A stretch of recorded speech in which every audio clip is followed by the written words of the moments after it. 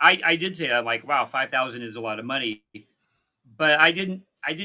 There's a book, I can't reference this, but about how we compare things. Yep. So $5,000, I could think of like that was the last computer I looked at, or Hmm. that was the down payment for this, and I'm comparing Joshua Peach with a TV or Yep. a computer, and that's not what I'm purchasing.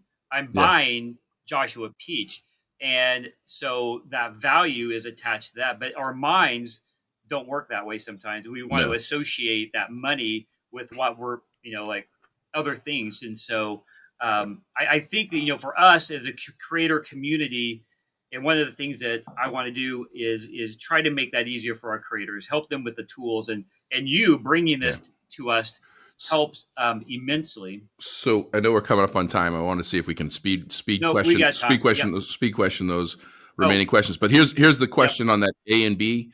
You're not going to come into a situation where it's A and B. It's always going to start with A, B, and C. The average buyer looks at an average of three companies that they want to consider to look at. Typically, what they'll do is they'll look at the lowest, the middle, and the highest.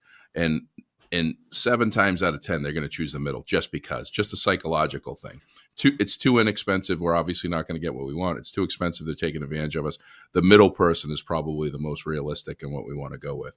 So the answer to figuring things out is, how do you put yourself as a unique differentiator in any of those positions? Because you never know if you're going to be the lowest, the middle, or the highest. So how do you position yourself that they're getting the greatest value, the greatest service, and the greatest product at the price that they're paying, and Hmm. showing that commitment. So A, B, and C. I didn't mean All to modify the question, but let's hit right. another one. Yep, and we have time because Okay, our next guest is running majorly behind. good. So I'll stay on as long as you want. so so um, all right. So you already answered. He said, "Fun question. What's Peach's Yep. rule when it comes to negotiating discounts?" Yep. We don't. Yep. Well, you can discount the services, but all right. So Discounting is what has what? discounting before you go. Discounting is a rabbit hole you don't want to go down. Yep. If you do it, you Yep. have to have a very there has to be a give. You don't just discount to discount, because if you do it once, this is my I had a sales leader once, longtime client, and it was a close of a quarter, and he says, "Hey, just give him XYZ," and I said, "Look, if you give him this now, you're going to have to give it to him forever, for all perpetuity. He's going to remember that you gave him this discount." And he says, "Well, we'll cross that bridge when we get to it." And I said, "No, we won't. It's either you either do it all the time or you do it none of the time. So don't ever discount just for the sake of discounting to get the deal, because it's going to bite you right in the tail in the end."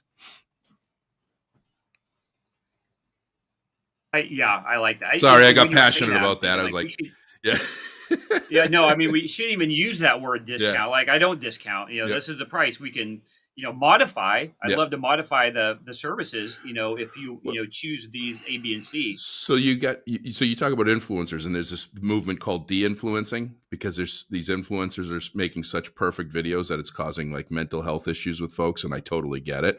And so these people, this de-influencers, are doing more genuine, you know, Mhm. raw stuff. But hey, you get somebody that comes on and they've got a massive following, which you've got a couple of folks that have a huge following.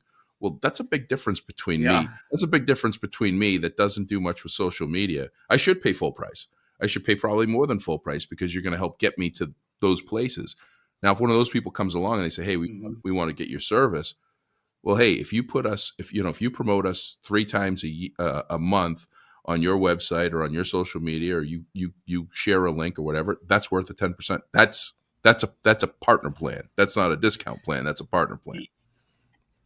Yeah, and that's where we're moving to, that Yep. collaboration, that brand alignment. Like, how does all right, Joshua may not be up on social media, but he is up on this pure talent of speaking Yep. and sales and XYZ, and where this other influencer, man, they've got the reach. So Yeah. we tie you together in this alignment, and now we offer this exponential value to whoever it is that we're reaching out to. So Yep.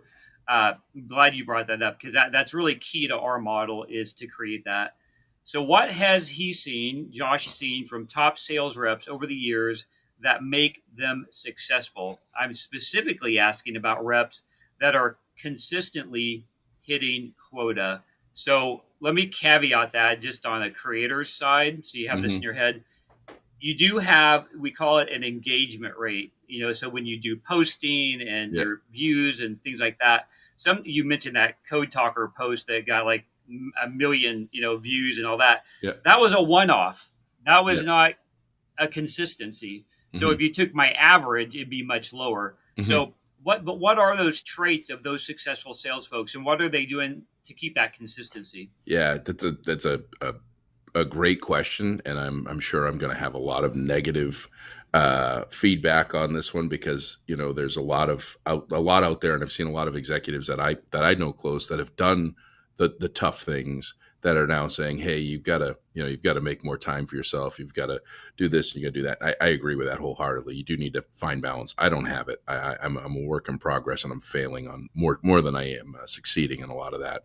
But a lot of the traits are dynamic work ethic. From a sales perspective, it's simple stuff. It really is. I can tell you right now, I probably have on any given week, I'll probably have 100 to 200 salespeople reach out to me to want to sell me something, whether it's a lead generation software, a coaching service, whatever it is. I would say that less than five actually put a phone number that I can reach them at.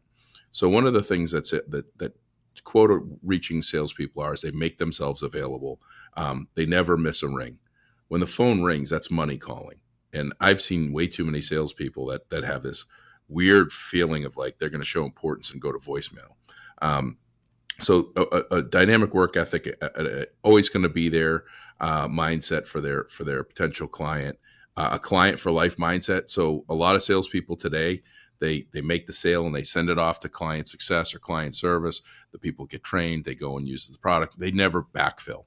The most successful quota attaining sales reps are the ones that are leveraging their relationships to grow their business. So I don't look to Mm-hmm. get customers, and I don't even look to get clients. I look to get references. Like I said no to someone the other day, and they said, "Why? What do you mean you're saying no?" I said, "You're not a good reference." Like and he's like, "What? Yeah. You're not a good reference. I'm in this software startup I'm in. I'm one sales rep. I'm the key. I'm the point salesperson for a very large territory. There's other people that are doing sales in the organization, but for the areas that I'm at, I'm the only guy. And in that same space, there's companies that have 5, 10, 20, in one case 30 Mm-hmm. people covering the same amount of land that are paid sales reps. If I'm not leveraging my references and my network and my community to help me, then I'm never going to compete with them. So having a strong book of business that you're taking care of. So let me take care of you today, so I can take care of your friends tomorrow. Mindset. But they're working outside the hours. I use this in the sales presentations sometimes with folks that have a challenge with people and working hours, because the salespeople show up at 8 and leave at 5 like most other positions. And I bring a broken clock in, and I say this broken clock says two things. One, even a broken clock is right twice a day, and the other thing is this clock represents your client. We're on their time, not on yours. So don't sit here and say, oh, it's 5 o'clock, I got to leave. If a client says, can we do this at 6? Unless you have something imperative, if there's no reason for you not to do it, then you should do it. I mean, the Les Trackman who I talked about, the best story was he's a CEO of a health tech company, of a highly successful health tech company. And on New Year's Eve, I think 4 years ago, he had an inbound lead that said, I'd like to see your software. And he was waiting for dinner for his New Year's celebration. He had an hour or so. He responded back. It was a radiologist in Azerbaijan. He had an hour-long conversation. Guess what? Guy's still a client. He's a reference. He's a raving fan. And he did what needs to be done. So it's doing what everybody else isn't doing. It's daring to be different, to do that stuff, to say I love you on occasion, doing doing the tough things, getting in there, getting dirty, and never saying, never putting yourself in a position where I'm too good for this. There's a young man, his name's Evan, who was he wasn't a great salesperson, but I saw that he had greatness in him. And I talked to him. I was like, hey, what do you want to do when you grow up? Because sales probably ain't it. And he turned out to be the top producing salesperson for a couple of years for the company he's at. And I went to one of their sales kickoff meetings, and all of the sales account executives, if you will, that were in his group were all in a breakout session, and Evan was in the SDR room trying to learn tips and tricks on how people were now, and I hate to use the word tricks, but how to get into a conversation, because he still makes cold calls. So, if you want to be a continued quota carrying salesperson, making the difference, making the numbers and everything else, you got to be on the front lines through your career. I make cold calls to this day, 47 years old, done all this stuff, and I still love making cold calls. And so you got to have that dynamic work ethic, that commitment, and nothing is ever beneath you in your role, because you're what people see. You're that piece. When I owned the Springwater business with my stepfather, he and I got to a point where we had grown exponentially, and I drove a truck every day. I drove a big box truck, a three panel box truck, and I delivered hundreds of bottles, 5-gallon bottles of water every single day. And I went to my dad and I said, I don't want to drive the truck anymore. And my dad said, and I would bring business cards and I'd hand them out. We'd fill in what we called route density. And I said, I'm done, Dad. I don't want to do this anymore.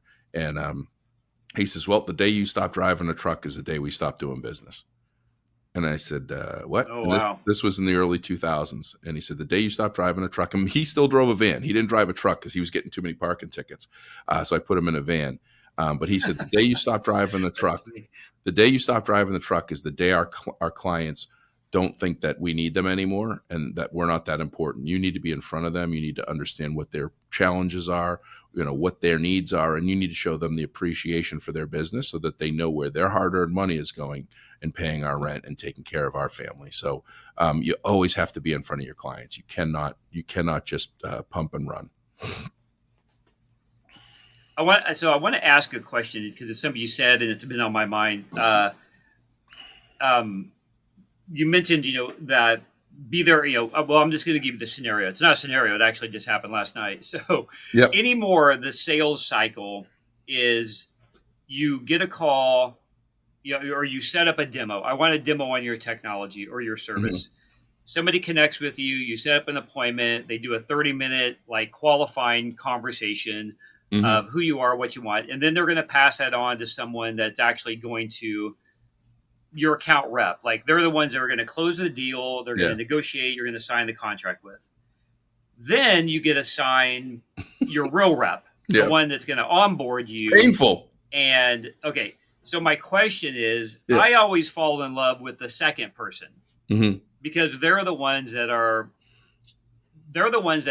telling me my business model is worthy of their product or vice versa. So they're pulling me in, I'm pulling them in, and we're all excited, and we're going over use cases. And then that relation ends. Yep. And now that love just is drained, and I'm starting over with someone that doesn't have that relationship with me and excitement. So this happened 2 times, in the last couple of days. Yep. I fell in love with my salesperson and really put a lot into it. And this happened actually yesterday. And I signed the contract yesterday, and then they assigned me my login. And I went into the login to try to do some things, and it wouldn't work. So I emailed the salesperson because I haven't been assigned account rep yet. And this was at 10 o'clock at night Eastern. So I wasn't expecting a response. But she responded. She responded back. Pretty cool, right? Great, thanks. Yeah. Oh, I think you're muted. Are you muted? No. No. Can you hear me? Oh, I can't hear you. How about now? I'm not muted. Can you hear me though? Right? Yep. Can you hear me? Yes. Okay. I wonder why I can't hear you. How about now? I'll finish my thought here. Yeah. And then I got an email from another customer or another software company that I'd signed a deal with the day before, and he emailed me, and I immediately emailed him back and didn't get a response. So let's see if we can get your audio going here. Yeah, I don't know what's going on. Can you hear me? You can hear me though. Yes. He can hear you. Yeah. He just muted me. I can't hear you now. Now I How can about hear. now? I can Can you hear hear you now. me? Yep. Can you hear me? Can you hear me? Hello. I'm not hearing you though. Can you switch to Hmm. any of them to see if it works? Good thing for live streaming Can you here. hear me now? So Can you hear me now? let's see, Josh. Uh, How about I now? see your volume's on. I'm on. You muted me. Um,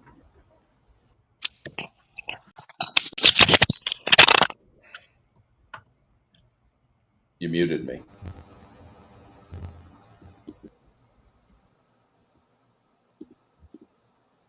all right, Josh, can you hear me? Yes. Josh. Yes. I can hear you. So some reason yours is disconnected. Here, disconnect me and bring me back. Let's try that. Can you do that real quick? We'll be right back. Hey, 1 second. 1 second. Okay. Yeah, go ahead. All right. Hey, well, it's me. So uh, we'll get Joshua back. So thanks for your patience on this. Hope you're enjoying this live stream.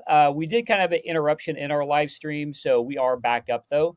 So if you're watching on Stars and Stripes, we're back up on there. So we'll get Josh back on here.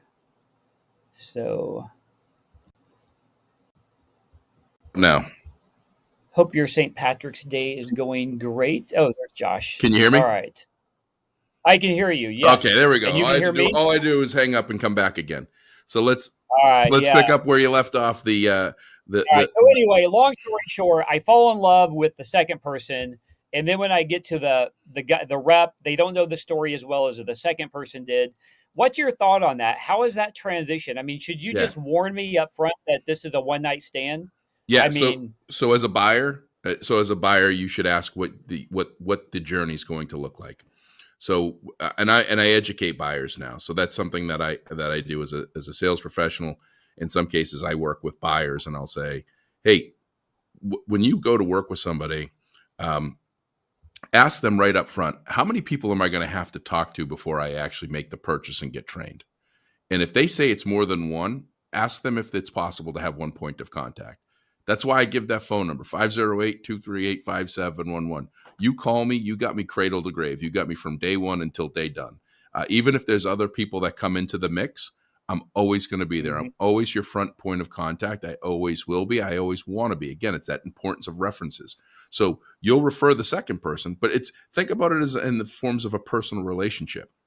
You go out on a date with someone, you buy him some chocolates, you have a good day, and then all of a sudden they go, things aren't going to work out with us, so I'm going to give you to my friend over here, and you're going to see how that goes. And then all of a sudden you see the second person, you're like, oh, this person really knows their stuff. They really care about me. They really understand, because that's beyond the discovery, right? That's the we see a match. There's a nice fit here.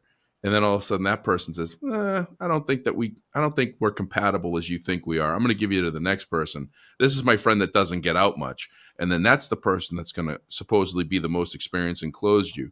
But that person's probably the least forward facing and the least experienced, even though they have the years of experience. They're not on the front lines every day. They're not seeing what's going on. They're just there to try to close you, get their business, get their commission. And that's the problem with the multi-stage sales cycle, which is they're not thinking about the client. They're thinking about maximizing the number of opportunities they can create for the number of sales that they can get to satisfy shareholders and get to that next level of where they want to sell their business. They're not thinking about, hey, we want this to be a long-standing relationship where everybody makes out and everybody's good. And you know what? That's okay if you know about it. But I think in any exploratory when somebody calls, like I actually had a really good sales rep reach out to me on a service that I need. And I said, yeah, let's schedule a time to call. This person called me 3 times, emailed me twice. I said, let's schedule a call. They said, all right, I'm going to put you through to Andrew. Here you go. And I said, no. You did all this work. You put all this stuff in. You sit in this call. If you want to get to Andrew's spot in role number 2, you need to be involved in it. And they said, oh, they don't let me do that. Companies should allow people to do cradle to grave, even these new SDRs, just for experience. They're not going to see it and understand it, but it's painful. It hurts. I only work with companies that I have a single point of contact that I say, if something goes wrong, I don't care if they have the answer. I don't have most of the answers. I'm very lucky. I've got in the software side of the world that I'm in, I have 90+% of the questions I don't have the answer to. But what I do have is I got a bullpen of experience that I send out an all points bulletin on Slack, and I get an answer from my team that is 100% accurate and correct and delivered back to my potential client or client in a timely fashion. So yeah, you got it, but you got to ask about it because I like that. I'm going to start yeah. doing that. Yeah, because it's very discouraging. I mean, like I'm a little discouraged right now because I'm, doing two big projects with two different companies that are very expensive, and I had that courtship, had the excitement, and then now it just kind of went troop. Yeah. And I'm like, now I don't even want to do this, but they have something that I need, so that's kind of what they got going for them is like kind of they're the only game in town. So I completely understand that, when you start scaling, you do have to have some type of ability to reduce those cost of Mm-hmm. acquisition and onboarding. Right now for like Parade Deck, I do the onboarding. I'm like, sign up, you got 60 minutes of my time, you got me on text, you got me on phone. Because we're a startup, we're trying to get feedback. I'm trying to watch what you're doing on as you're going through setting up your account. But I do know at some point I have to scale. Now I do use technology to kind of guide people. That's Mm-hmm. kind of my first line of hopefully they can get through this. But I need to go back and revisit my process before I start that scaling up of hiring more people and more layers to the Yeah. key that you're trying to get to. So Again, this goes to that 80% evaluation by the prospective buyer. I'm sure you get LinkedIn Premium, but any of those companies, I'll look at LinkedIn Premium, I'll go to the insights, and I'll look at the tenure. So if the tenure is low, like under a year, then it's just, and I'm not saying mhm. it's a revolving door, right? And it's not all the company's fault. There's less loyalty today than there ever has been to companies, and I think it's great. I think that millennials and Gen Zers are getting a bad rap, but guess what? They're figuring out what happy looks like. Lots of people go through 30 years of a career and they're miserable and they stay in the same place because that's what they think they need to do. So I applaud them. And you want to find happiness, but it's the company's responsibility to deliver soul, not culture, soul in a company that people want to stay at, Mhm. and that it's really hard for them to want to leave. And then that's when Yeah, you start to build a framework of a business that's based on relationship, not just on some widget that you sell that's better than what everybody else has. yeah. Oh, absolutely. A couple of companies I work like Flowcode, they've got an amazing culture. Yep. And, I just had a call with them the other day, and their building just moved into a new office space. And in fact, we use all their technology. We use their technology on Parade Deck as far as our QR codes and tracking and analytics. So they've got an amazing platform there. All right, I'm gonna give you one more Something I question. still need And to do. what's that? I got to use my free one What's year that? that I got. I got to use my free 1 year that I got 2 years ago Oh, for flow code. so I know they yeah, and they're yeah, in fact, I'm trying to find your flow code here and put it on the screen. Um, yeah, they're amazing organization. Where are you here? I'll find it here in a second. I'll ask you a question first. Um, all right. If he was leading, Josh, if you were leading a sales team today, what Mm-hmm. would be consistent? What would you consistently be working on when it comes to the fundamentals of selling? Oh, what would I be working on consistently with the fundamentals of selling? Well, that's easy. The fundamentals of selling, which is I would be working with my, I'd be I love working. that. So, well, I mean, so the fundamentals are pretty simple, right? You you show up prepared. You do a great job to the best of your ability every day. You look out for one another. You have a true team mindset. It's not a look at me and what's in it for me, credit.com. And that you're constantly looking at your team and trying to help grow them. Just about every sales company in the tech space has software that ties into their CRM that records every phone conversation with a prospective client, and they pay big money for that. And I talk to people all the time, and I say, how often do they actually use those recordings to help you do your job better? How often do they listen to those and sit down with you and say, hey, you know what you could have done here? This was a sign right here. This was a sign that you should have hung up the phone. Or this was a sign where this person has a pain and you didn't catch it. Like the job of a salesperson is to prescribe. We're almost in many ways a therapist of trying to find out where people's pains are, and then see if we have, for lack of a better word, when we use prescription, if we have the medicine to help get them better, right, and to make them and to get them to do better. And so, for me, what I have found is there's too much looking at spreadsheets and not enough looking at people. And I think that what I would do as a sales leader, and as I did as a sales leader, is the first thing I did, and I was a sales leader remotely, so I didn't have my team in front of me every day. But one thing that I made a point to do is I made a point to call my team every single morning. Very rarely, if ever, missed. I'd have to be on a plane or someplace else, and I'd tell them to have an awesome day and ask them if there's any tools that they need or if there's anything that they need from me to help make their day a more productive one. And I'd let them go about their day, and they can call me. They could do whatever they need to do to get through their day. If they needed something during that 8, 9, 10 hour day, whatever it was. And at the end of the day, I'd call them and I'd ask them how they were doing, and I'd close the day out.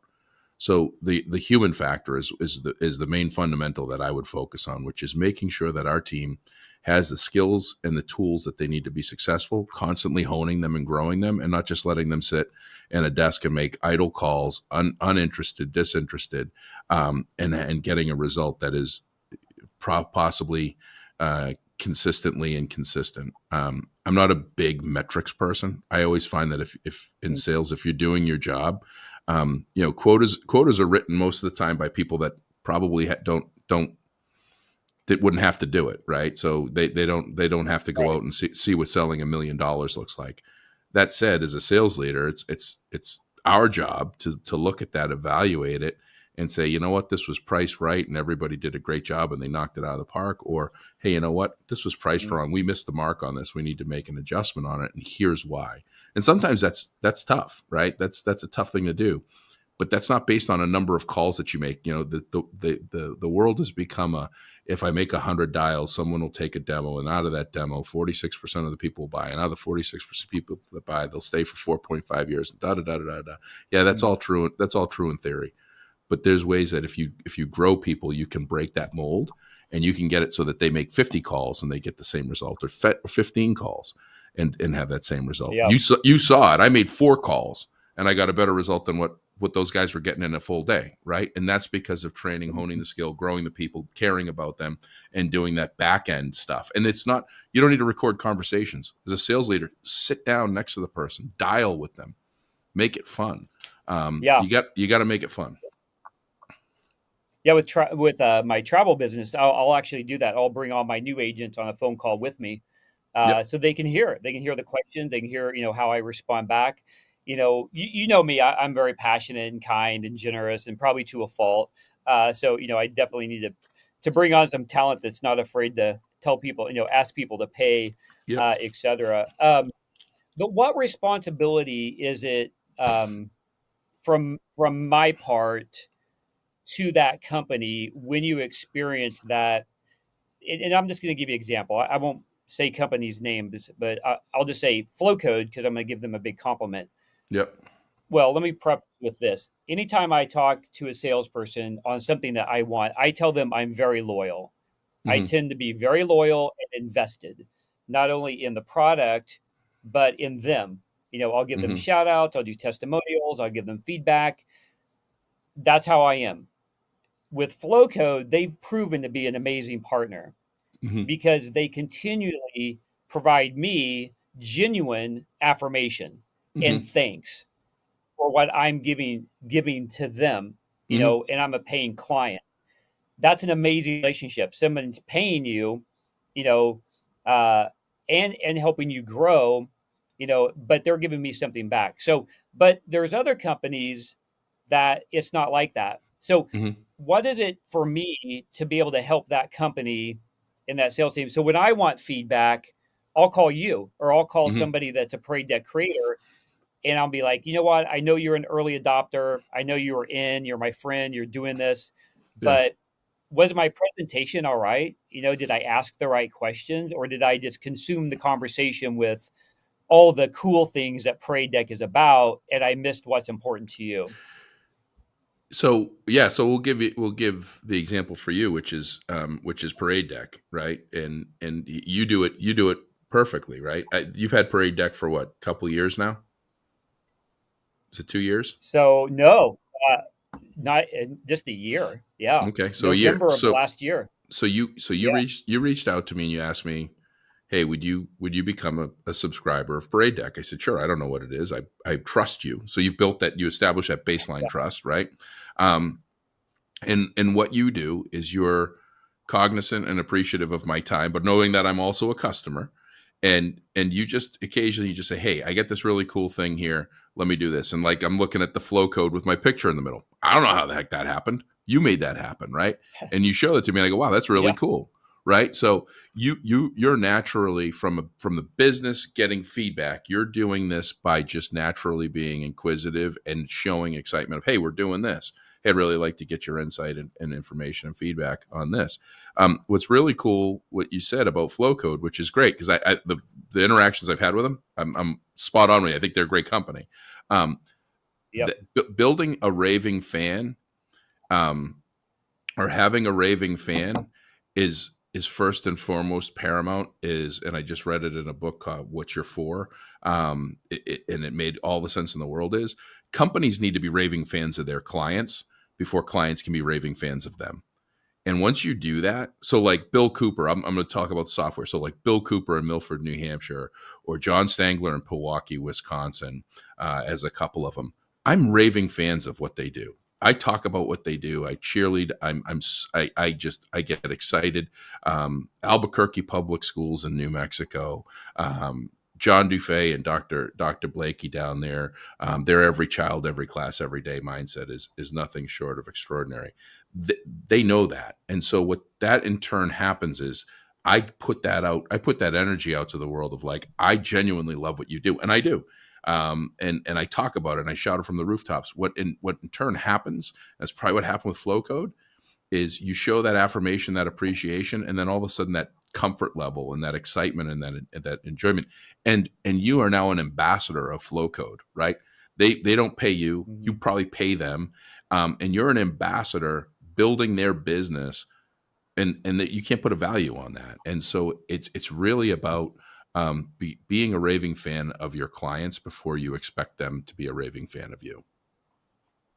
And you know what's interesting? First of all, I can't thank you enough for just your friendship and consistency in both good and bad conversations that we have on, the positive, and listening to me dump on you. I think it's important, to have those friends that you can call and say, I'm really having a crappy day. Yeah. Listen or tell me how crappy your day is so I can feel better. But I love that interaction we have. But talk about ambassadors. I have the person coming up next to you, next on here, Laura. The other day, she's like, "Hey, do you mind if I can become an ambassador for Parade Deck? Hmm. Unpaid position, right?" Yep. And I'm like, "Are you kidding me?" I'm Yeah. like, "That's huge compliment." And then one of our other creators, she actually added it to her LinkedIn experience as a Yep. Parade Deck creator. I was posting something the other day and it said an employee reshared this or something. I'm like, who? What? And Yep. it was one of our creators actually added it. And and I'm not patting myself on the back, but I do believe what that is that genuine passion I hope they feel Yep. from me, like you are super, super important. And I think the other thing that works for me is I'm honest. I mean, I Yep. try to always be honest, but I'm transparent. Like, I don't know if this is going to work. I don't know how this is going to look at the end of the day, but it could be pretty ugly. But let's give it a shot. And in this next thing I'm going to say is for another conversation. But I've studied that crossing the chasm Hmm. by is it, Moore, Jeffrey Moore, crossing the chasm, Hmm. and how you have bell curve, and you got the mass market here in the middle, but you've Yep. got these early adopters, which to me you're an early adopter. Like I know you, I trust you, it looks pretty Yep. cool, might work, I'm in, I'll pay you a couple bucks a month. Will But work. then when you run out, what's up? It will work. Yeah, flow. Yeah, it will work. Yeah. Yeah. But when you get out of those early adopters, it's like Hmm. friends and family investing. You like you're going to run out of that soon. You have to change your message because what works on Josh is not going to work on somebody that is more set in their way. They need more proof. They need more, like what other company has done this? What's the success?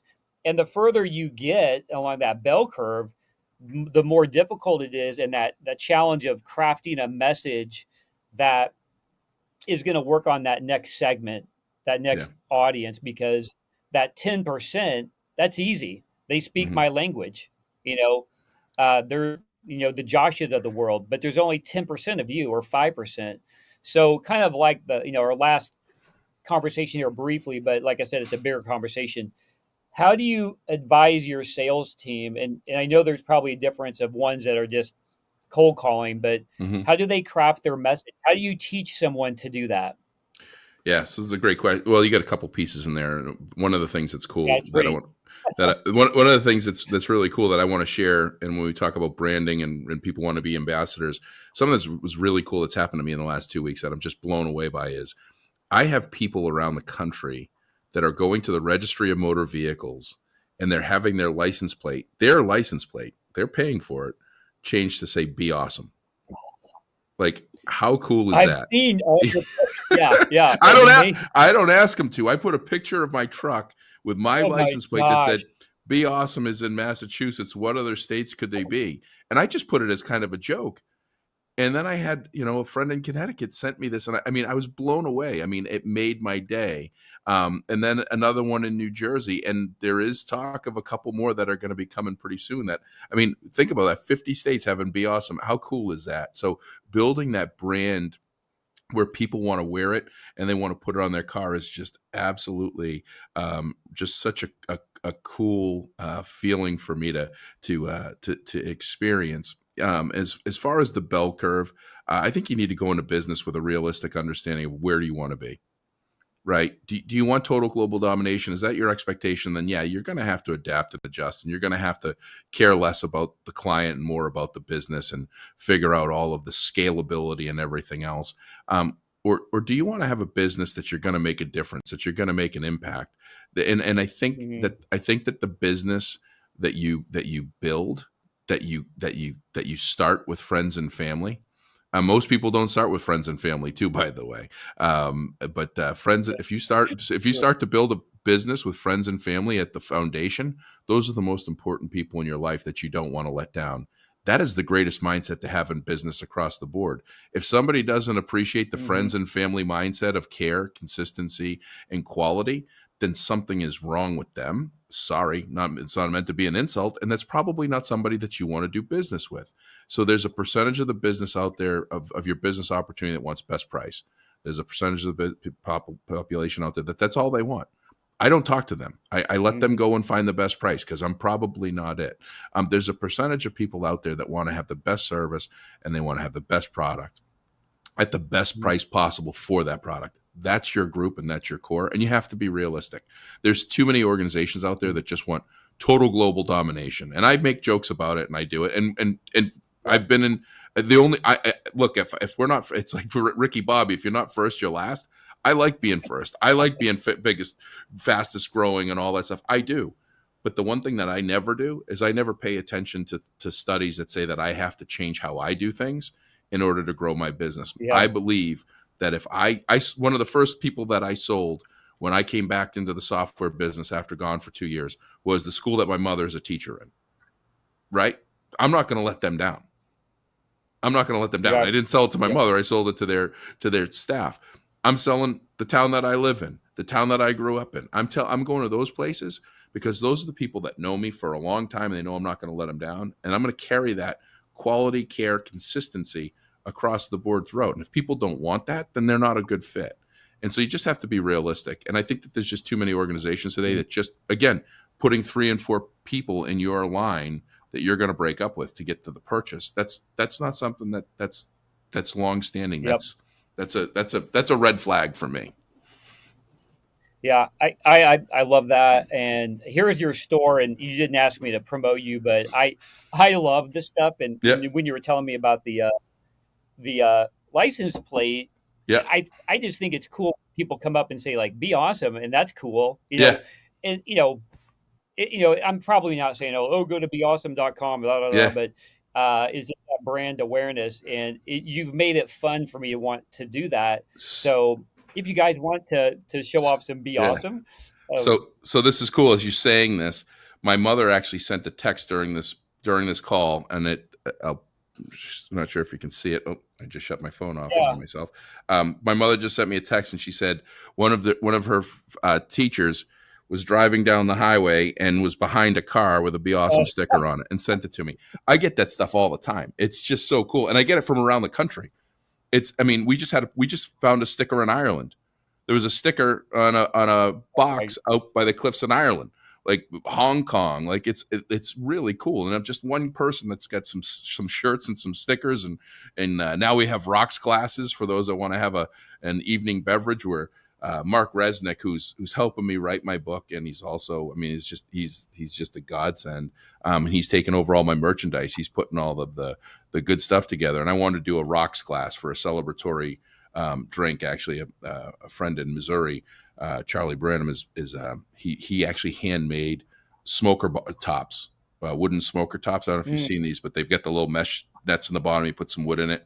You put the drink of choice with an ice cube, and you light it on fire, and the smoke goes down into the glass. So if you want a real smoky bourbon, it's kind of a cool thing. Oh, wow. So he made me. Yeah. He said, "I'm going to make you a couple of these." And I said, "Well, I got to have Be Awesome rocks glasses." And Mark Resnick says, "Well, let's engrave Tika at the bottom of it." And so he did, and we put it on the store, and we've sold a couple. But it's very cool. I'm luckier than I deserve to be as far as the message and the people that are getting behind it. Whether it's a license plate, a T-shirt, a sticker, or someone just saying, "Hey, you got to have this person speak," because my money, my revenue, as we talk about influencers and everything, podcasts don't pay. Podcasts cost a lot of money, and so Yeah. the best thing, the best thing you got to do is you got to find things that generate revenue. And every keynote I stole from a car wash in Mansfield, and I just say, if I did a good job, tell your friends. If I didn't, tell me. And that's the thing Mhm. that I live. That's what I live off of. And it's also a great out, because if I didn't do a good job and you go tell your friends, you didn't follow the sign, and that's on you. That's not on me. So no, it's Yeah. I love that. very cool. You know where you make, yeah. I mean, a lot of people can get focused on that merchandise, which you don't. Like that Yeah. was a good that decision to do that. I don't know if you had this thought process, but you had to have said, if I do it myself, my profit margin is this. If I don't do it myself, my profit margin is much smaller. And you chose that route. And I'm assuming it's because my profit margin now from what I can really do is this. Yeah, And so I asked, there's no profit margin in merchandise right now. Shipping and handling has just yeah, buried us. The average cost for a T-shirt to ship a year ago, my average cost a year ago was $3.89. One shirt and a poly bag nationwide, that was the average, $3.89. You got to pay for the shirt, you got to stuff the shirt, you got to put it together, you got to build the website, you got to do all that stuff. So at the end of a $29.99 shirt, it was $3.89 last year. This year, that same poly bag stuffed in a bag, sent around the country, you're looking at almost $9.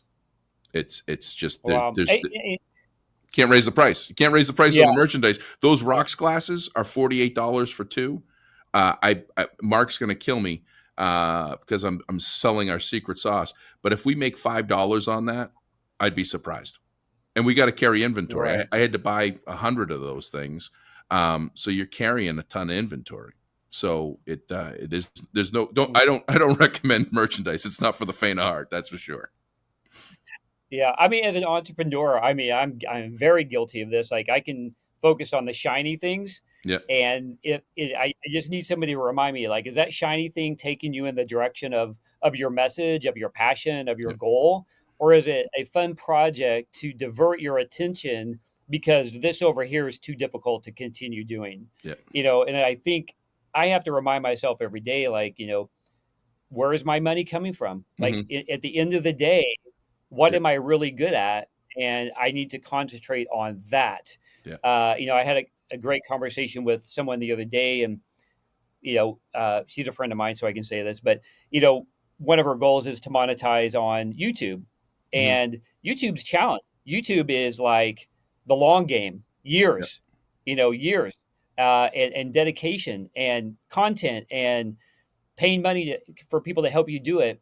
I said, if I could replace that money with something else like speaking engagements, branding, consulting, things like Hmm. that, would you really care about YouTube? And immediately she's like, no, heck no. I want to do this. This Hmm. is my passion. Yeah. YouTube, I just thought was a means to that, but Yeah. maybe it's not. I mean, it's not like don't stop doing that because somebody is going to hear it. It is getting, networking. It is getting you exposure. But at the end of the day, we need to fuel that passion. And like, how many things can I do to grow this today versus this? Yeah. Because the ROI on this is Hmm. less than 1%. My return on investment for this is 1,000%. Yeah. And it's a challenge, and I'm not an expert in all of this, but I know that you've got to get your off the shiny thing and Yeah. distracting thing. And there's a term for that where we can do these mindless activities because the other activities take more thought, more engagement, more time. Yeah. But we've got to take time to do that, and trial and error. And so for the Prey deck, that's one of the things we're trying to do is like, how do we help with this? How do we get them to focus on these bigger ticket items that you're going to make $5,000 worth versus $2.50 because 50 people saw your YouTube video. Right. And I'm just using that as an Well, and example. sometimes it's the $2.50 that the person wants. So, version 2.0 of Be Awesome, which is being put together now, and I'll share it on this podcast. First thing that I'm sharing. I did a camp for kids, 400 kids over the summer, and I don't talk to kids that often or do group talks with kids, and then everything it's Ask Peach Anything. I want to be an open book and share whatever I can, and so I did an Ask Peach Anything, expecting none of these kids to ask questions, and it was almost an hour and a half of questions, and this young 14, 15-year-old, well, in front of all of his peers, said, "What do you do when you wake up and you're not awesome?" And I was like, "Whoa." Mind blown. I said, well, first thing you got to do is tell yourself that you're awesome. And it was a kind of a defining moment for me and what I was doing, because the shirt says "Be Awesome," right? It's telling people to be awesome. But we're now in a society that most people don't know that they are awesome. And so we've got new stuff coming out that says the letter U, the letter R, and awesome. You are awesome. And my goal is, if I don't make any money and I just give that away, that merchandise away, and I can make the money to do that and earn a living, then that's good. That's good enough for me. I don't need to make money on merchandise. If I could go talk to 400 or 500 kids and tell them that they are awesome and not to be awesome, because too many of us don't know how to do that now, that's a reward. So it's one, you have to know where the reward is, right? There's finance and there's fulfillment, right? Financial, you need to have a reward. You got to be able to turn the lights off and on, and that's tough. So that comes in my speaking. The fulfillment comes in silly stuff like this, and making sure that people know that they hit the lottery when they were born, because there's only one of them, and there only ever will be, even with this duplication, replication, whatever the cloning, whatever they're doing. There's only going to be one. There's only going to be one of me, and most people are saying thank God right now. So Yeah. Hey, and I'm lucky to know the one and only you. I mean, it's about relationships, and I can, everything about me, the good, bad, the ugly. And I appreciate that because now I don't have to hide anything from you, Joshua. I mean, you're invested in me I'm assuming I'm invested in you, and we're there for each other. And I just appreciate that. So thank you for being on. Thank you for no, I extending appreciate it. past your allotted time, our allotted time for it. And we're going to do this next year. I'm hoping, like we're raising money for nonprofits, or we're raising money for our creators. But everybody that is today is getting $100. I guess I haven't mentioned that yet. So all of our creators are getting $100 for participating. And the reason that we're doing that is because we want them to understand how important they are. And I know that you just said money's not important, which is correct. No, But we do it is want them to important, know but how, with the fulfillment part comes into, yeah, yeah, yeah, it is important. yeah, But we want to show them, like, this is what this community is all about. yeah. Now they have the choice to donate that to nonprofit if they want to. Hmm. So whatever they want to do with that $100 is up to them. So I think that, you know, yeah. Anyway, I just wanted to throw that out Yep. there that I appreciate what you do. You've already donated your money. back Yep. into the pot. And I appreciate that. So, Mhm. Joshua, if there's anything we can ever do for you, I mean, we love you. Yep. Love you And too, buddy. I've learned so much from you. So I'm going to let you go. Let's make sure we reach out to Ed. We kind Yep. of, hopefully he's going to have a busy season coming up here with donations. But hey, everybody, please visit beawesome.com. Josh, I'm going to give you one test. All Yeah. right. I hope you get it right. Oh, Where can people find you, Josh? Where can people find you? I've said the phone number a couple times. It doesn't accept text messages. You have to call and talk to me, but it's 508-238-5711. Oh, Again, it's 508-238-5711. You have to talk to me or leave a message. I call you back. And you'll love my voicemail. It's actually pretty funny. And it also it guilts you to leave a voicemail. Email Josh@beawesome, and that's BEAUSM.com. I'm really active on LinkedIn as far as engagement and activity with my connections there. I'm on Facebook. You can do Be Awesome Titka. I'm on Instagram, YouTube. I'm on all those places. I'm not a hyperactive social media user. I will get back to you, but it's not always instantaneous. I don't have my notifications on. But best way to reach me is phone or email. Would love to talk to you. I'd love the opportunity to speak with you and your organization, see how I can help. And Andrew, keep knocking it out of the park. You are the you are the best salesperson I know. So I'm glad, and I was honored that you took over my my episode here, and this was a lot of fun. And I got to thank my behind the scenes guy who I've been staring at for the last hour and 46 minutes, Adam at the ECAT Studios at the Easton Community Access Television. This team over here is fantastic. So when you talk about money and costs and technology and everything else, I'm getting off my soapbox, but there's local access television and media in local communities. Reach out to them. These guys reached out to me. They give me this space. They give me the resources to do this stuff. They put all of my content out on their platforms as well. So I look forward to getting this recording because I told them I would get this for them to put out on ECAT. Awesome. But the tireless work that these guys do is nothing short of extraordinary. Now they all have Be Awesome shirts for when I come in here, so I'm going to expect them to wear them. There you go. I'm just going to tell people one more place they can find you is on the Parade Deck. Oh, yeah. Oh, so, that's where I failed.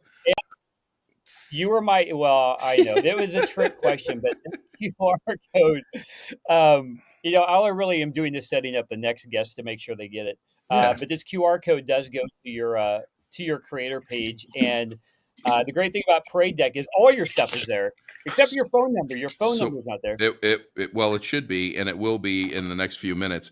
And I was wondering why my phone has been going off saying I have a new Parade Deck follower and I have a new message in my Parade Deck. So this now, oh my gosh, this now is movement. You have been trying to get me to get on the Parade Deck more frequently, and now I'm going to make that one of my go-tos to go to every day because somehow I'm now getting text messages on my phone.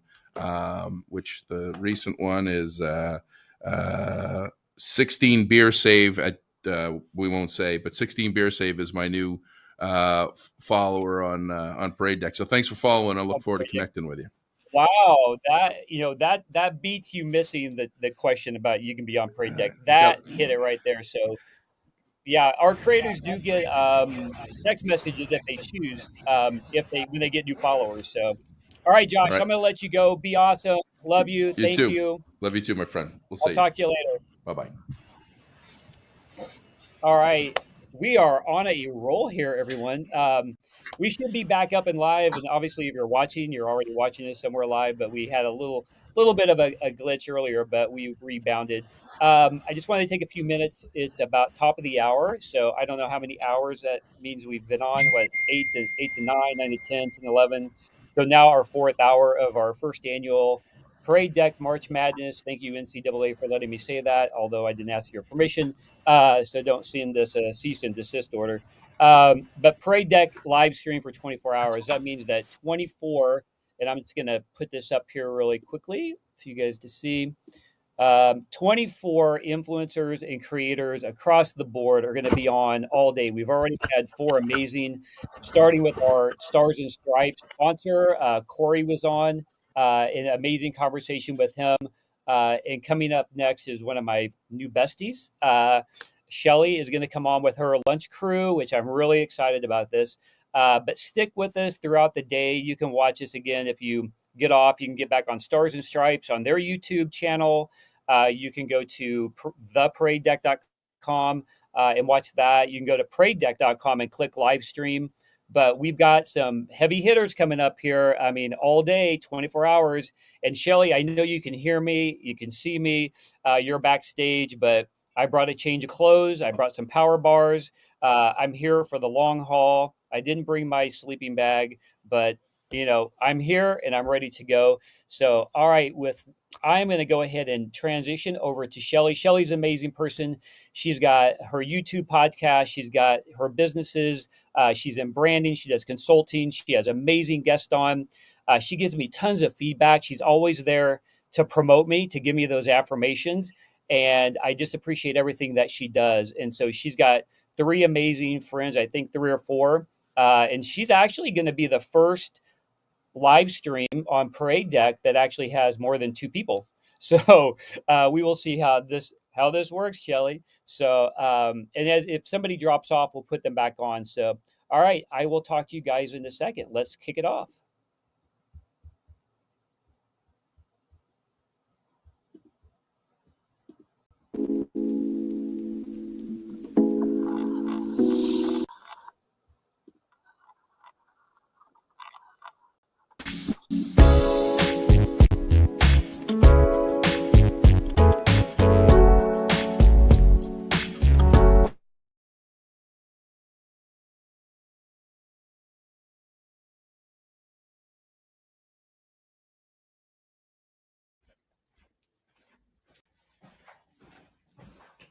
Come on.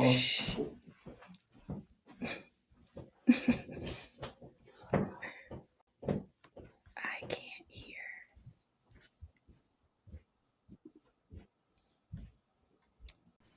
Hey, Shelly, we can't hear you quite yet. Let's see.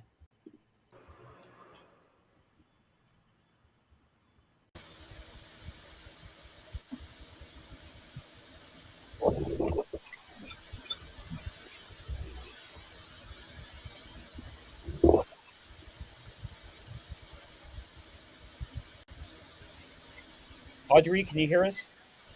I do. Oh, you I hear can me? hear All right. Yeah, I I can can hear Audrey. Yeah. Can y'all hear me? I can hear you, yes. Can you hear me? Okay, yes. Okay. I think we just can't hear Shelly. Right. Oh, the host. Oh, let me see. How about now? Hey, Shelly. Shelly, can you hear us?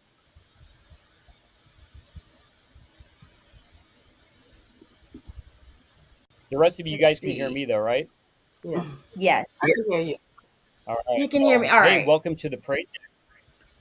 I just heard her. I thought I did too. I just heard her Shelly, say, if you might need to leave the studio and come back in. Okay, so just bear with us. "Oh, I hear you."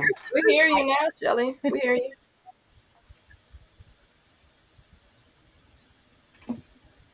All right, let me grab Brooks. Let's see. You got your camera. You got to turn your camera on. And Carmen is coming. And then let's Wait, make sure we have Christy. Let's see if she's on here. I'm here. I'm off stage. Off stage. Okay. Let's get it together. Let's get it together. I'll put Christy on here. There we go. Okay. All right, Andrew, if you could help us get Christy on here, and then we're just gonna go ahead and get started. We had a fabulous video ready for y'all, but it's not going down. So we're just gonna go ahead and get right into it. So I just want to confirm again that y'all can hear me okay? Sure can. We All can right, hear. perfect. All right, and then just come on All right. screen. So welcome everybody to March Madness. I'm Shelly Jeffcoat. I'm not sure what's going on, but we're gonna get it together. And I'm so honored and grateful for the opportunity. Thank you. Huge shout out to Parade Deck. Obviously, huge shout out to Stars and Stripes for really making this possible. Today is going to be fun. I'm introducing you all to some of my friends. And I just wanted to do it like a really brief. Hi, Andrew. Hi, Andrew. So I just wanted to introduce you guys to some of my friends. And listen, this is the kind of lunch hour that you can run this video while you're at work. Okay, we're not going to do anything too crazy, but I just wanted to talk a little bit about some of the things that we think are going to inspire you. We're going to share some stories. We're going to open up. So just by virtue of introduction, so I'm just going to call out like a few other things that y'all should know about my friends, and then we're going to get into it. So first of all, I'm going in the order that I can see you. So Tina, who is an absolute visionary. Makisha, who is like the best encourager ever. She also keeps me on track with everything. I'll come to Brooks last because I don't see her on camera, and so we won't call her out. But Christy is just a woman of just all heart, and we're gonna also have Carmen, who's just an amazing leader. We'll have Audrey, who's I consider her like a rock. And Brooks is the youngest of the group, and she is probably the most creative. We probably give her the most HE double hockey stick, but she's just awesome. Hi, Brooks. Hi. Please let me know if you can hear us. So you're on mute and you're off camera. So come off mute and come on camera. So with that, we have some table topics that we're going to cover today, and so here are the things I was thinking in preparation for all of these amazing content creators that have gone before us. That this community of veterans and military spouses, government workers, everybody who's watching us today. By the way, we're on a lot of platforms right now.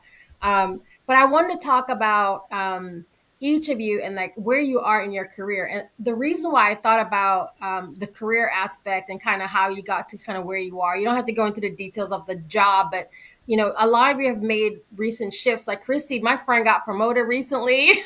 Okay, so she's shifting into a new role. I'm talking to people here who are really killing it on their day jobs. So with all of the layoffs and all the things that are happening right now, there are a lot of people. Ooh, Brooks. Nice. There's a lot of people who are transitioning at different periods in their career, or there's also a lot of individuals who may be coming out of military service and maybe they're coming into the private sector for a few times. So I was wondering if you could share some tips and some thoughts about how did you get to where you are essentially?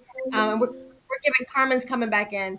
And then what tips do you have for people who might be transitioning or have to make a change? So I'm going to start with Christy first because huge shout out again to my friend and her promotion. Yes. Thank you. Thank you. You know, it's so funny that we're even having this conversation today because if I even just go back a little bit before I came to my current employer, I was a stay-at-home mom and, you know, raised my kids, and I was really out of the workforce for a long time. And there were changes that happened in my life that kind of pummeled me back into the workforce, and I really had to reinvent myself.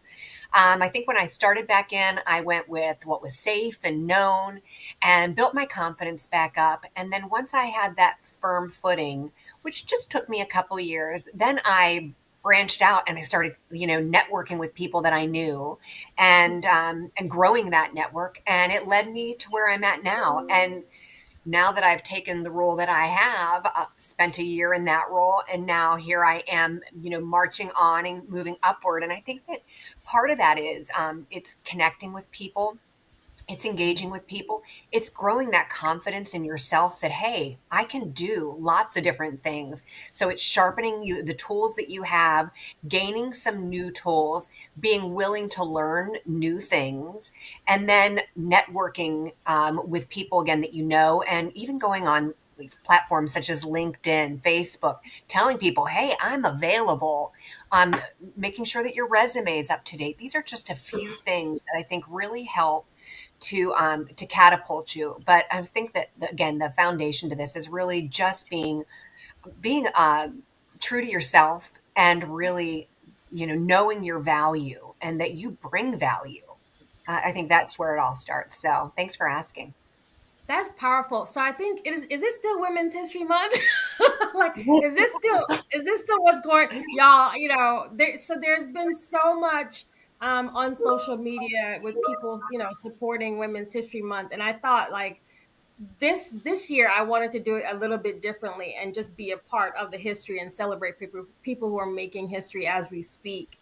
And I think that hey Corey, I'm a huge fan of Corey Henderson. I'm just gonna put it out there right now. But I was thinking, in terms of like this is Women's History Month. There's a point that you made, Christy, about networking and putting yourself out there. I'm gonna throw this question to Tina because she is also one of those people who does this very well. Tina knows everybody, okay? And not only does she know everybody, but she knows everyone for a long time. And there is something about the method to the madness of maintaining relationships, which is so important because you never know who you're going to need sometime down the road. So Christy hit on a point about basically putting yourself out there. And Tina, I wanted to talk about how are you maintaining those relationships? Because some of those relationships yield and help you kind of move into that next job. How are you doing this? Well, my name is Tina Brooks. So it started kind of when I was young, like literally 5, 6, 7. My mom would always say when she take me to the grocery store, I would speak to everyone. I had a hard time learning everybody's not your friend. Don't speak to strangers. Nobody was a stranger to me. So I'm just a people person. And I am very guilty of seeing the absolute good in everyone, and not kind of sifting out the bad. But when I do find, good in people and I find a connection with that person, it's kind of hard for me to disconnect, especially if I could be a value or asset to their life or vice versa. So I just believe in maintaining relationships because one, you just never know when you may need someone again or they may need you, just because you may not work with that person anymore, or you may not even talk to them within a year or two, doesn't mean that the connection isn't still there. So if it's, I have a lot of childhood friends, some of my best friends still from kindergarten. I'm very, very close to. I'm meeting one of them Saturday, and that's my longest best friend ever, like from kindergarten. So we having lunch on Saturday. And Makisha, me and Makisha been friends over 20 years, since she started in our department in finance, because we were in finance for so long together. And Makisha was in my wedding and, we support each other so much. We have a real, real sisterhood. And even you, Shelley, you and I communicated for the first time February of last year. And It's like, I've been knowing you forever. So I've been stalking her ever since. That's kind of my personality. And I don't know, it just kind of transitioned over in the workplace and even with my personal business. Once I connect with you, and I can especially take it off of a business relationship and just have a personal relationship, I'm your girl. I'm there. I love that. And we appreciate that because there's a lot of lessons to be learned about how you take care of each other. And I think, again, this is Women's History Month, so we're going to put a slant for especially the military spouses and all the women that are watching. That is so important to build and honestly put time into maintaining the relationships, because and it's not even about when you might need someone. Hopefully the day doesn't come when it's about you're pulling from the relationship.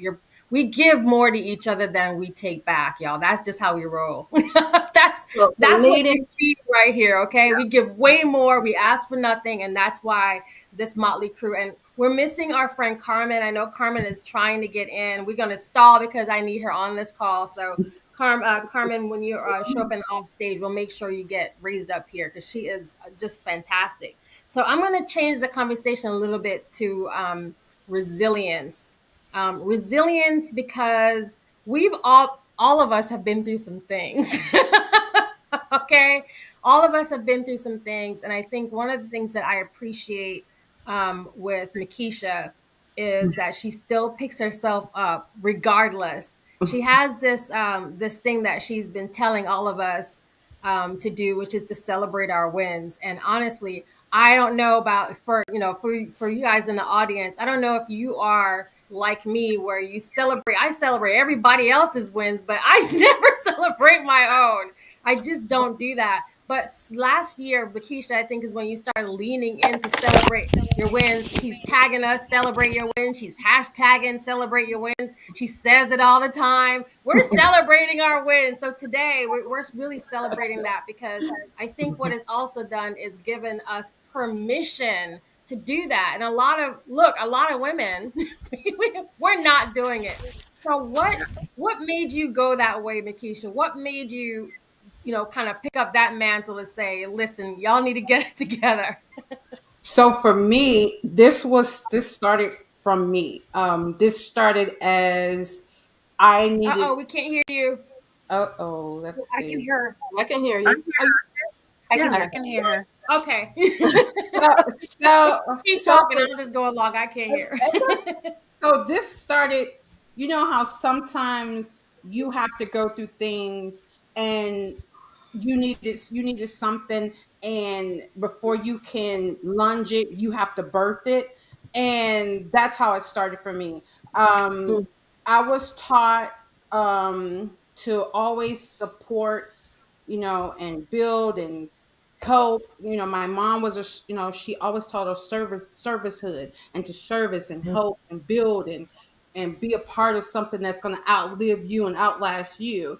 But I think we also were taught to not celebrate yourself because it's selfish, or you're tooting your own horn and different things like that.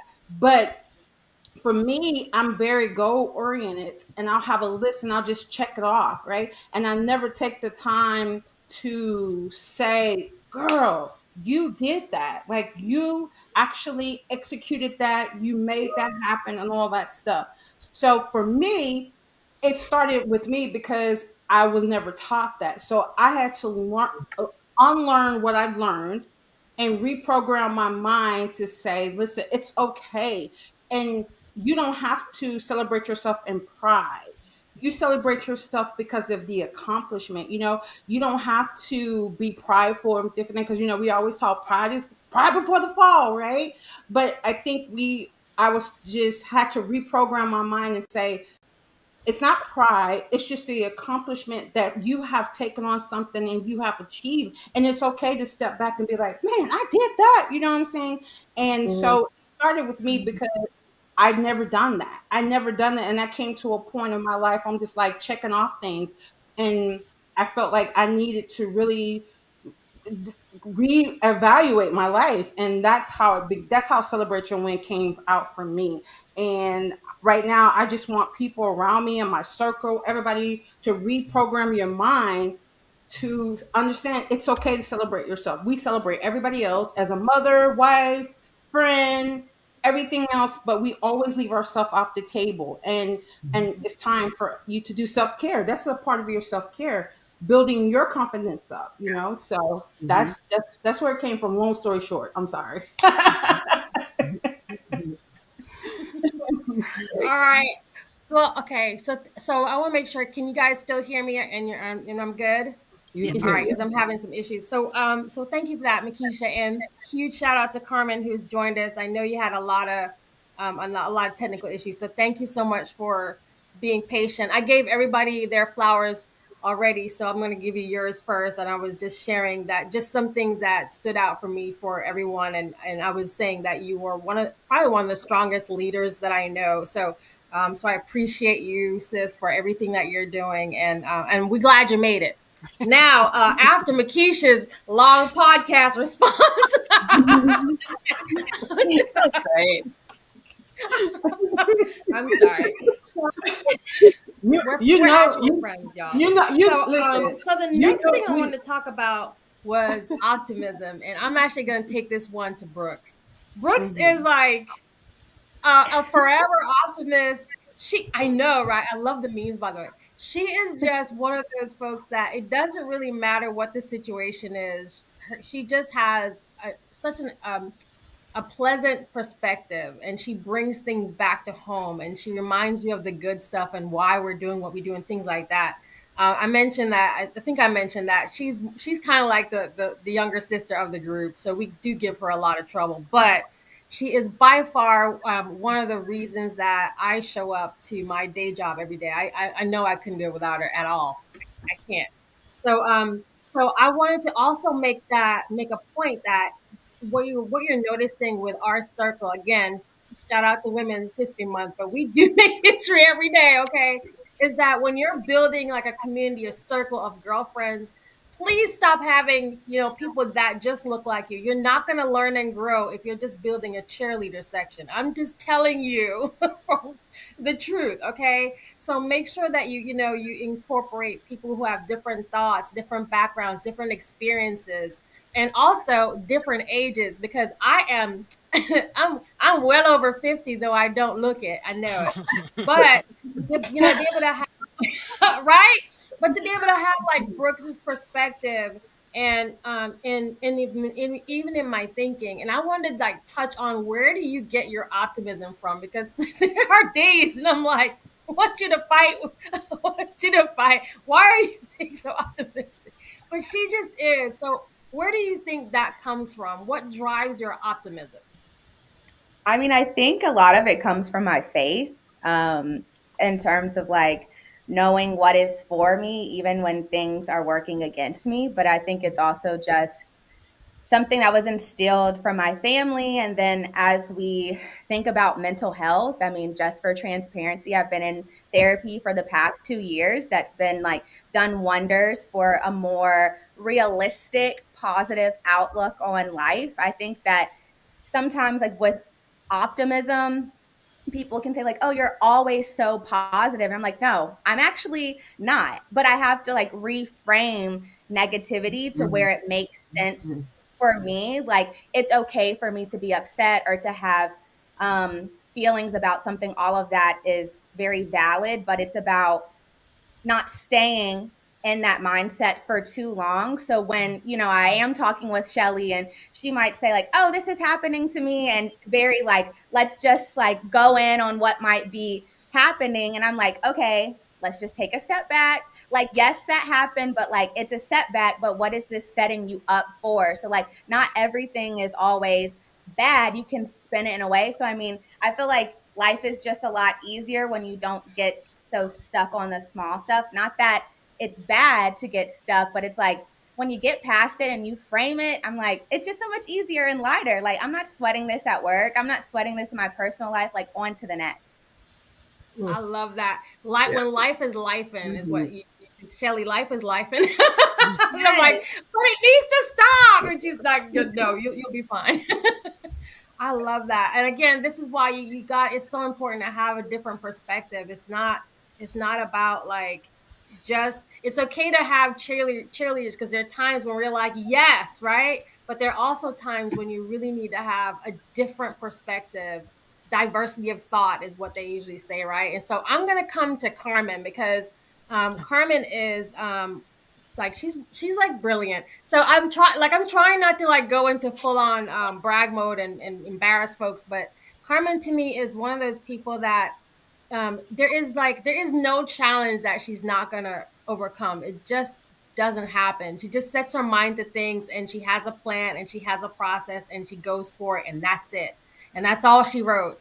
And even with you, I was thinking about like how do you manage because you're in the type of job that can be stressful as well. Like how do you manage your own mental health carrying the level of responsibilities that you do in your day job? So actually, I am going to be a little transparent. It's actually been a challenge for me to address my mental health when it comes to personal and professional life. Hold on, I think you're on mute. Am I on mute? I hear. I can hear There you. we go. We hear. Okay. You can't. Okay, go ahead. Okay. And up until recently, I've actually been operating in survival mode, right? So I've taken a lot of the things like Brooks was saying, like things that have been instilled in me, my faith, and using it just to survive. So, I know that I've been instilled with certain spiritual gifts And I think it's been those gifts that have driven me to continue to be productive and successful.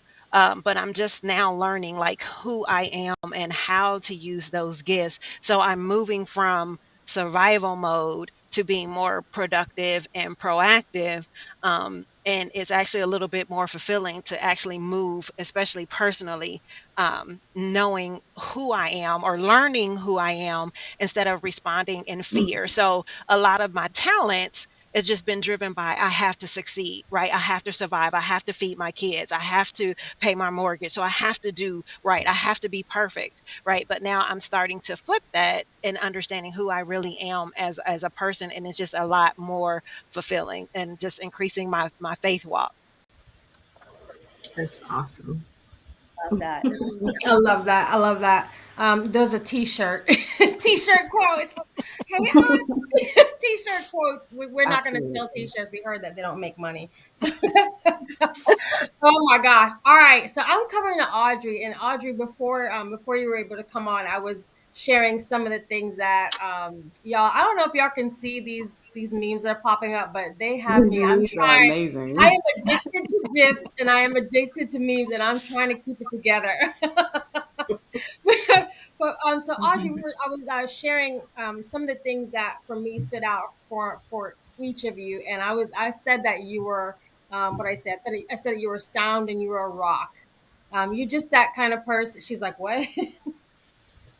You're just that kind of person who's just very grounded in everything, and you that's what you give off, and that's what we get. And I was curious about, even from your perspective, because this kind of brings to mind that notion of us being very strong women. We're all very strong women on this panel right here, okay? We do, pour out our hearts, and we take care of everybody else. We confess that we don't always take care of ourselves, but you do have to check on your strong friends. And Audrey, for me, is one of those people who checks on her strong friends. And I'm curious about, like, how do you manage that for your own self to make sure that you're still pouring back there? There's people who are going to be watching this live and the replay who are moms, spouses, holding down jobs, going through all kinds of stuff globally, right? This is going everywhere. I'm just curious, like, how do you manage that for yourself? Well, what I can say is that the facade is working.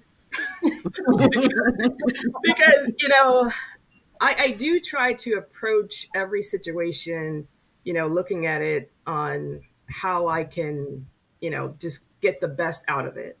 Whether that is, working with my husband or with my son or whomever. But I always try to be strong, because that's what I was taught to growing up, having Christian faith. You always try to figure out what's in it for me, but also how can you help someone else? Because if you're always putting down or having negative feedback or input and things like that, you're not helping anyone. It's one thing to have feedback, but if it's not going to build someone up, if it's always going to tear somebody down, then you have to look at that, because sometimes it's not so much that other person, sometimes it's us, right? So I actually had someone ask me one time, as an icebreaker, if I was ice cream, what ice cream would I be? And the ice cream flavor that came to mind for me was black walnut. Black walnut is the the nuts themselves are great, right? The shell of that nut is so freaking hard, you need a hammer to crack it. So that's the persona in which I give off, because ultimately I'm a crybaby. Little House on the Prairie. Those that don't know Little House, that I guess I'm showing my age, right? Little House on the Prairie. So, I'm a crier, but that's not the image in which, most people know me. But you have to try to figure out who you are and what you want people to see. And what I want people to see is that God's grace is sufficient for me, because he allows me to put on that face that say I'm a very strong woman, but in my heart of hearts, I am, I'm my God's child, and things impact me, and I don't always wear it on my sleeve. You have to learn how to not do that. and make sure that you are putting on, God's face, right? Because Wow. while it's not always, positive or whatever, you just have to make sure that you are exuding the child that you are in God. So that's kind of what I do. Wow, Audrey just took us to a whole sermon. That was amazing. That was amazing. And this is gonna lead me into like another thing that happened recently. Then, so now I'm gonna not even, it's not a humble brag. It's just a brag on Christy that she, being a woman of faith, started a prayer group that meets weekly on the job, and blessed, I don't know, 11 people. I think it's 11. Okay, 11 people by obedience. She literally is just operating out of obedience. And so I want to talk a little bit about, since we've mentioned faith a lot, and I think this is happening because we're supposed to do it. So therefore, I'm going to go with it. For those of y'all who don't know what I'm talking about, come back every Thursday at 7:00 my YouTube channel and catch a blessing. Okay. But this is something that that for us, our grounding comes back to our faith, but it's also through what I call demonstrated faith, meaning there's a lot of people who say they're Christians, and then you meet them in the parking lot, and you're like, I don't think so. Okay. I don't see it. But Christy recently, she actually stepped out in obedience. And Christy, I wanted to talk about your heart for this, because I think this is something that for those of y'all who are watching, maybe you'll be inspired to do. Maybe it's on the job, maybe it's in your family, maybe it's in your community. But Christy, tell us a little bit more about the prayer group that you're leading. Yeah, so I've been chasing God for a long time, and maybe He's been chasing me. I don't know. Maybe it's a little bit of both. We're chasing each other. He's pulling me closer all the time, and I think tragedy happened in life, and I lost both of my parents, and I think in those moments I grew closer and closer to Him, and my faith just grew. And while I was at work, there was a whole large group of women who would get together, and we would do a book club. And I was listening to the dialogue that was going on, and what was coming from my own heart, and everything that was bubbling out of that was God and what Jesus had done for us. And it was just glaring. And it was like this, I listen to worship every morning, and I'm in prayer, and I'm reading in my Bible.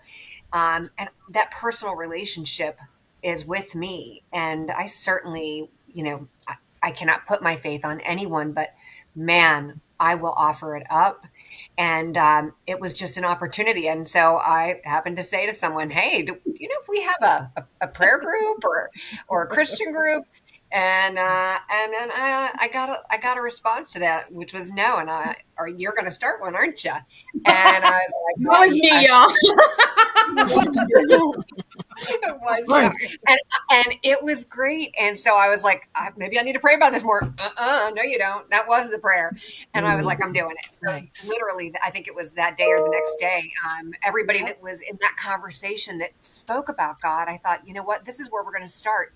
And since that prayer group started, we've had another one join, because again, it's about talking to our friends and our colleagues that we can trust in, and sharing our faith and sharing God and sharing what Jesus does in our lives. It's not about trying to make anybody feel small or diminishing them, but really just telling them what He's doing in our lives. And people want the good. They want to see that pour into themselves. And we're a group of ladies that want to pour that love into you. So that's where we're at with it. And I just can't wait to see what God does in it, because it is so powerful. Wow. I feel like I'm on fire. Yeah, right. Obedience yields rewards, and God's gonna put people in your place to guide you along the way. Sometimes people listen and they pick up the blessing, and sometimes people don't, and then they're like, I don't hear from the Lord, and He's screaming. So you got to be in tune, to listen to when He's talking to you. So on faith, on our faith walk and our faith journey, Tina is also another one who I mentioned at the top that she is a visionary, and I have a very small group of people when it comes to my faith walk that I would share some things with, and she is a seer. So I do have conversations with her and Makisha that are, and even Audrey, that are separate from what I would have in general. But Tina, I was thinking about when you're seeing, because she sees the most.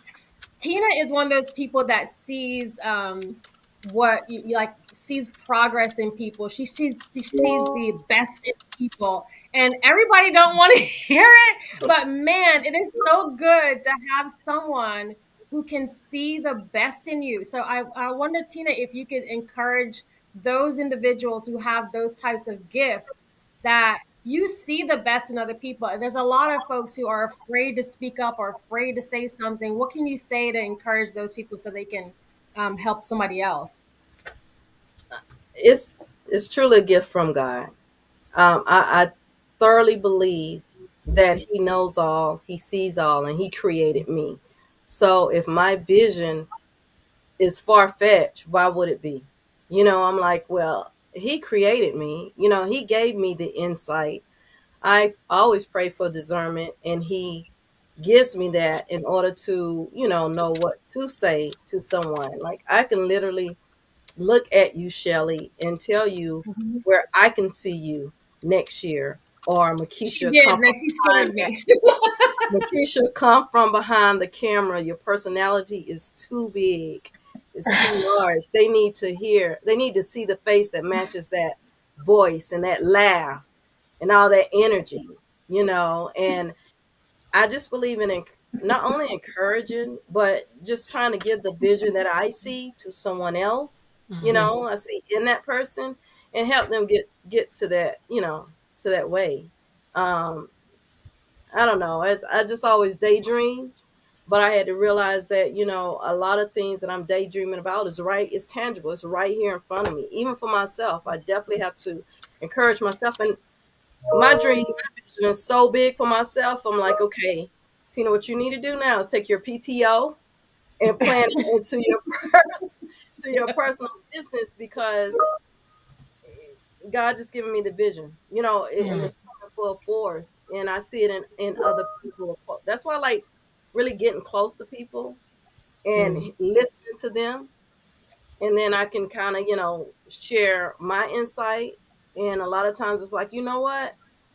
That's what I want to do, but I don't know how to get there. So if Mhm. it's, any way I can help them, whether it's social media, whether it's a prayer, whether it's I'm the Google queen, doing any type of research and get them, on their journey. What my little blind eyes could see, because I'm like, it might not be what you see, but I clearly could see you, Shelly, in New York, on Times Square, bestseller. Like, I just believe in speaking it. She wasn't paid to say that. She wasn't, y'all. But that's why it's important to surround yourself. Your friends is so. Like people who you listen to, people who you allow to drop seeds in your life. It's so important to think about who's in your circle. And I pray over my Mm. circle all day long. I'm always in prayer. So, and also there are different types of circles. So I have some circle that, do this, and some do it's okay to do that. But we want to encourage you, if you are thinking about, building your relationships with your girlfriends or your friends, like really think about who is speaking into your life, y'all. So speaking of talking into people's life, I'm going to go to Carmen, because I mentioned she's a technology leader, and so she's dealing with people all day long, all the time. And I wonder, Carmen, like, how do you manage your team in a way that you're, pouring into them? You're helping your teammates or your team members kind of find the best at who they are. And I know this is something that you do. So how do you do this? Um, Actually, like I said, one of the things I've learned about my gift is that I am an encourager. I love to see other people happy. Um, so, and I don't know how to show up outside of who I am, right? I don't know how to be corporate Carmen, right? So, um, when I'm talking to my team, one thing that God has blessed me with is that I'm very empathetic, right? So I connect with my team. And I've seen that empowers them, it encourages them. And sometimes it's not even talking about work. I'll start a one-on-one with a team member asking, how's your grandchild doing today?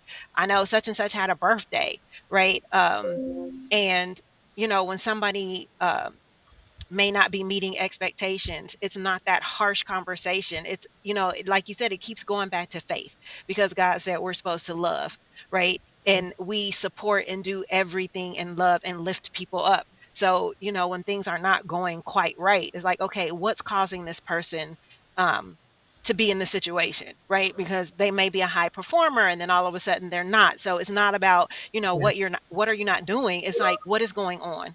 Is there something I can help you with, talk to you about? So it's about lifting up, encouraging people, and that spills over into their work, because then they just feel empowered and supported and encouraged, to do their job. So Wow. That's awesome. That's awesome. And I think the thing that is kind of evident about each of you is that your heart shows up at work, because there's a lot of people, how, remember last year how we're all talking about being authentic, right? Remember that? And then we came into this year and some people decided they were tired of being authentic, and they were really showing their true selves, and you realize that that person really didn't have a heart for what they do. What I appreciate about each of you is that you actually have a heart for everything that you do, and it shows up in the way that you do work or do home life and all those things. I'm gonna go to Brooks, because she started this about the faith thing, and I'm trying to get us off it, but God's like, no, talk about it. But Brooks, like, I told y'all she's a troublemaker. Brooks is Brooks, I wanted to get your thoughts on, like, how do you have those conversations at work? Like, do you feel comfortable? Maybe it's not even at work, but within your friends, your other friends, not your besties here, your other friends, about like your faith walk. Do you find that that's hard to talk about, or are you more of like, I'm just gonna demonstrate, I'm just gonna live it out? I mean, I think I do a little bit of both. I have a broad range of friends because I think that's important. So there are some that are, have faith, believe in God, or they believe in different religions. And then there are also other people who may have other spiritual journeys that they're on to kind of figure out what they do believe. But I mean, I feel like I'm a pretty authentic and genuine person that's like creates a space where people can show up and be whoever it is that they need to be and feel comfortable. So I've always talked about faith. I grew up with like a specific denomination, but then like my parents went through different things where they were figuring out their own faith and like what they believe. So I feel like my spiritual journey has been different I've had a lot of experiences that have led me to where I am today. So I think like, because I am transparent and had the opportunity to kind of grow and change and figure out what works best for me and what I believe in, is really comforting to other people, that makes them feel, vulnerable to share what's going on in their lives and like what they believe in or maybe what they don't believe in. And I don't necessarily know if that's just a generational thing for me, because I mean, I am a millennial, but I'm also young to where I'm close to like Gen Z, where I feel like as you're on social media or as you're talking to people who are significantly younger, their viewpoints are vastly different than my parents or my grandparents. And so my parents always say that all the time, like, y'all's generation is on something else to where maybe it's very black and white for them, like maybe they haven't had to have been challenged or whatever. And that's okay. But I think for my parents always say that all the time, like, y'all's generation is on something else to where maybe it's very, there was a delay. So I was hearing myself say I heard it. what I just said. I was like, what is happening? So everyone's comfortable in my friend group, and either they're on board or they're not. There's nothing wrong with healthy dialogue and disagreement. So it works well for us. I love that. I love the healthy dialogue and disagreements. So I'm going to shift a little bit, and I'm going to talk about the way that we build community. The way that you build community, whether it's at work or it's at home or literally within your community.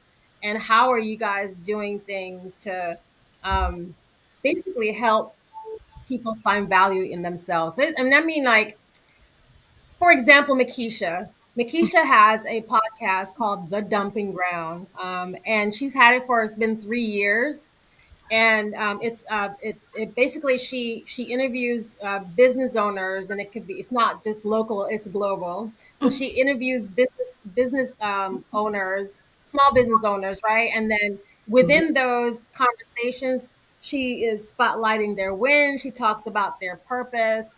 And but what I really appreciate about these conversations with Keisha is that as I'm watching this, you can see people kind of open up. Sometimes people are realizing like, oh yeah, that is my purpose. Oh yeah, I'm actually doing this thing. And so I was curious if you could talk about what are some of the things that you're doing with the dumping ground. And we definitely want people to go, and she's on YouTube as well. She just shifted to YouTube, so I want you to go check out and support local business owners. It is still Women's History Month. Go check out the women in business, okay? So for me, our goal is, I don't want our small business to always be small. It says do not despise small beginnings, but that doesn't mean that it has to stay small. So my purpose is, however I can connect with a small business owner. Think about marketing. You think about corporate America; they pour a lot of dollars into their marketing, right? Well, small business may be a solopreneur, right? They may not have a solopreneur. That means they're doing everything, and they may not have the budget to market their products, but their products can be amazing, right? Think about, America was built on small businesses, and I felt like, for me, in the daytime, I help all of these big corporations get access to our data, but it always gave them a hard time with the small business.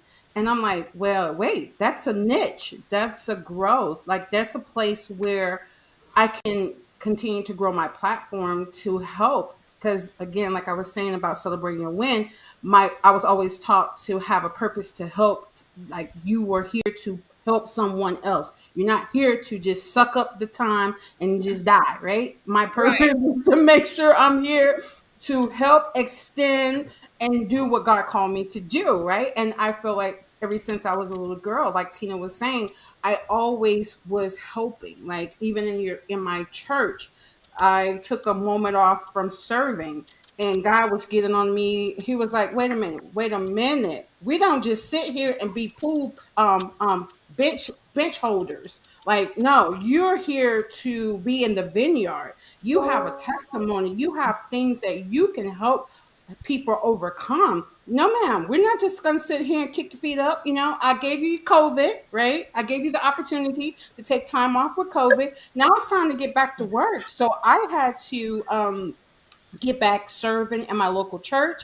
You know what I'm saying? Because that's important. That's part of my DNA. That's my brand. So how dare you just be on the sideline, right? So that's what I'm here to do. So I don't want small business owners to be the best kept secret, right? I want, however I can network and get used to this new platform. Help me, Lord. Yes, it's new for me. I was behind the scene because I'm good to hide. I know how to hide, but I know how to push people and hide at the same time. But I think I'm coming out of hiding, out of the cocoon. So as Tina is one of the person who see visionary in people, and she always was screaming at me, and it was told to me that this is something I was supposed to do, but I felt like I was incompetent. Like, it can't be, this can't be me, God. Like, you got to be checking out Aaron, because I might be Moses, but Aaron knows how to speak better. Like, I stutter when I talk. Like, why me? You know what I'm saying? And so I went through that whole little process of, why me? I don't have the best smile. I don't. And then people are looking at me like, you're crazy. Like, you're dumb, right? But those are just my insecurities that I had to fight through and push through. And I'm here. So my goal is to connect with small business owner, nonprofit. I want you to come on the show and scream your business from the mountaintop. And the good thing about the dumping ground, I have people who's been on the show who may have something that you need. And if you don't know, you don't know if until you have that opportunity. And I could be that missing piece. And so that's what my show is there to do. My show is there to help network, build, and push you forward. So Wow, that's powerful. That she cleared all of us. That is powerful. Oh my gosh. So the next question I have for everybody is, this is one of those. If this is not a setup for the gentleman who I believe is coming after me, who I'm a super fan of again. His name is Enrique, and who is for real an ally for women. And he has been he's a member of the Parade Deck family, and please make sure you stay so you hear what he has to say. But he has also been sharing out these profiles really over this past month about women in business and really lifting and encouraging women. So I felt compelled to do that, to lift him up. And so I want to talk about what do we want? This is our time. What do we want? What do we want from our male allies to support us? This is like, I get this question a lot from guys. Like, seriously, what do y'all want? Is it just something to listen? Is it, whatever it is? So I'm going to let y'all think about this and just give you like a minute each to think about if you had the opportunity to say, this is what I need, what would your answer be? So I'm probably going to go to Christy first, and then I'm going to go to Audrey. So that gives everybody else Christy's it's funny. I don't think that this is necessarily a gender specific thing. I think that this, how I feel about this is really across the board, whether it's from my lady colleagues or my male counterparts. I think that it comes down to respect. It's being heard, and not just hearing what I'm saying, but taking it and receiving it and helping me to foster that, that concept or that idea. It's supporting my growth and in whatever movement that looks like. And I can tell you, working in an industry that is very male dominant, I have had the most support from my male colleagues, and just as much from my female colleagues. So I think that it's just really important to set healthy boundaries, no matter what the relationship is, male or female. But just being authentic, even though that's hard, and just asking what you need. I think we have to remember that people aren't mind readers. Not everybody thinks the way that we think. Mm-hmm. And so if we're not clear about our need, then nobody's going to know. And it can't be a vague need. It can't be like, if you do that, if you do that again, that's really going to hurt my feelings. No. If you do that again, we're not going to talk. Or, it's setting boundaries and really following through with them, and also being a good listener and a good colleague and partner, and, whatever area that is that you're dealing with another person, you have to really give just as much as you want to be given to in those situations, being heard and being a good listener. So, wow, there's my two. I think she covered all of us, but I loved all, right. I know. I told y'all again, I told y'all Christy was going to shut this down. All right, Audrey, over to you. Christy said everything. I know. Christy did. It was, you really did cover it. I mean, I think that, the one thing that I would say is meet me where I am. Mm-hmm. Don't expect me to be like you. Don't expect me my responses to be the same as yours. And as Christy said, it is really important that when I'm speaking, that you're listening, and you haven't already formulated what you want to say in your mind. You need to be present in what I'm saying. And then even if you need to take some time to go think about it, it's okay to say that, but don't, just make me feel like what I'm saying is invaluable, because at the end of the day, this is how I feel. This is that, that nut cracking thing, right? You put your pants on the same way I do, one leg at a time. Absolutely. So we got to, just be in the present, and that's kind of it. I love all of that. We've just shifted to free coaching, and we're not even charging y'all for this. please make sure you watch the replay to hear what all of Audrey and Chrissy said, because what they said is what the rest of us agree with. So if you're in a relationship, this is also free relationship advice. Absolutely. Okay, y'all need to listen. All right, I'm gonna go to Carmen. And any thoughts? Any additional thoughts? Yeah, and I think it's almost a theme of respect, right? So I would say just see all of me, right? I'm Wait, hold on, Carmen, you're empathetic. on mute. Am I on mute? I hear. We can hear it. I hear. Okay. Okay. So I'm empathetic, I'm encouraging. So whether it's in the workplace, don't see me as, oh, she's empathetic, she's weak, because when I'm at work, I deliver, I'm on point, right? So don't see me as, oh, she's operating in this space, she can't operate in that space. And it's almost like you separate the two. But this is all of who I am. I am powerful, I am encouraging, I'm on point, I do my job. So see all of me and not just the pieces that you want to see. Absolutely. Wow. That's Love it. perfect. That's it. Oh my gosh. I just got goosebumps. I love all of those. I love all of those. All right, Brooks, you're up next. Okay. I mean, I echo all of that, but also I think it's important for anyone to just reflect on the system, whether that's patriarchy or anything else, how you operate in it, and then also how you benefit from it, especially in the workplace, and then taking some form of action. And I mean, it's in the type of action, meaning like what makes sense for you, not necessarily what makes sense for me. I think a lot of times we want people like this fast paced, external, immediate, and not really being mindful that like everyone is in different stages. This could be the first time that they're ever having that type of conversation. That doesn't invalidate my perspective and what I'm going through, but I feel like in order to move things forward, you do have to honor where someone is at. And so maybe action for them is reflecting, unpacking like how they have played in the system, and then maybe reading something or attending a webinar or talking to someone. So it doesn't always have to be an external action. But if you're ready for that, then it's like pull up, start advocating for me and advocating for more women to have seats at the table. Wow. That's awesome. Thank you for that. All right, Makisha.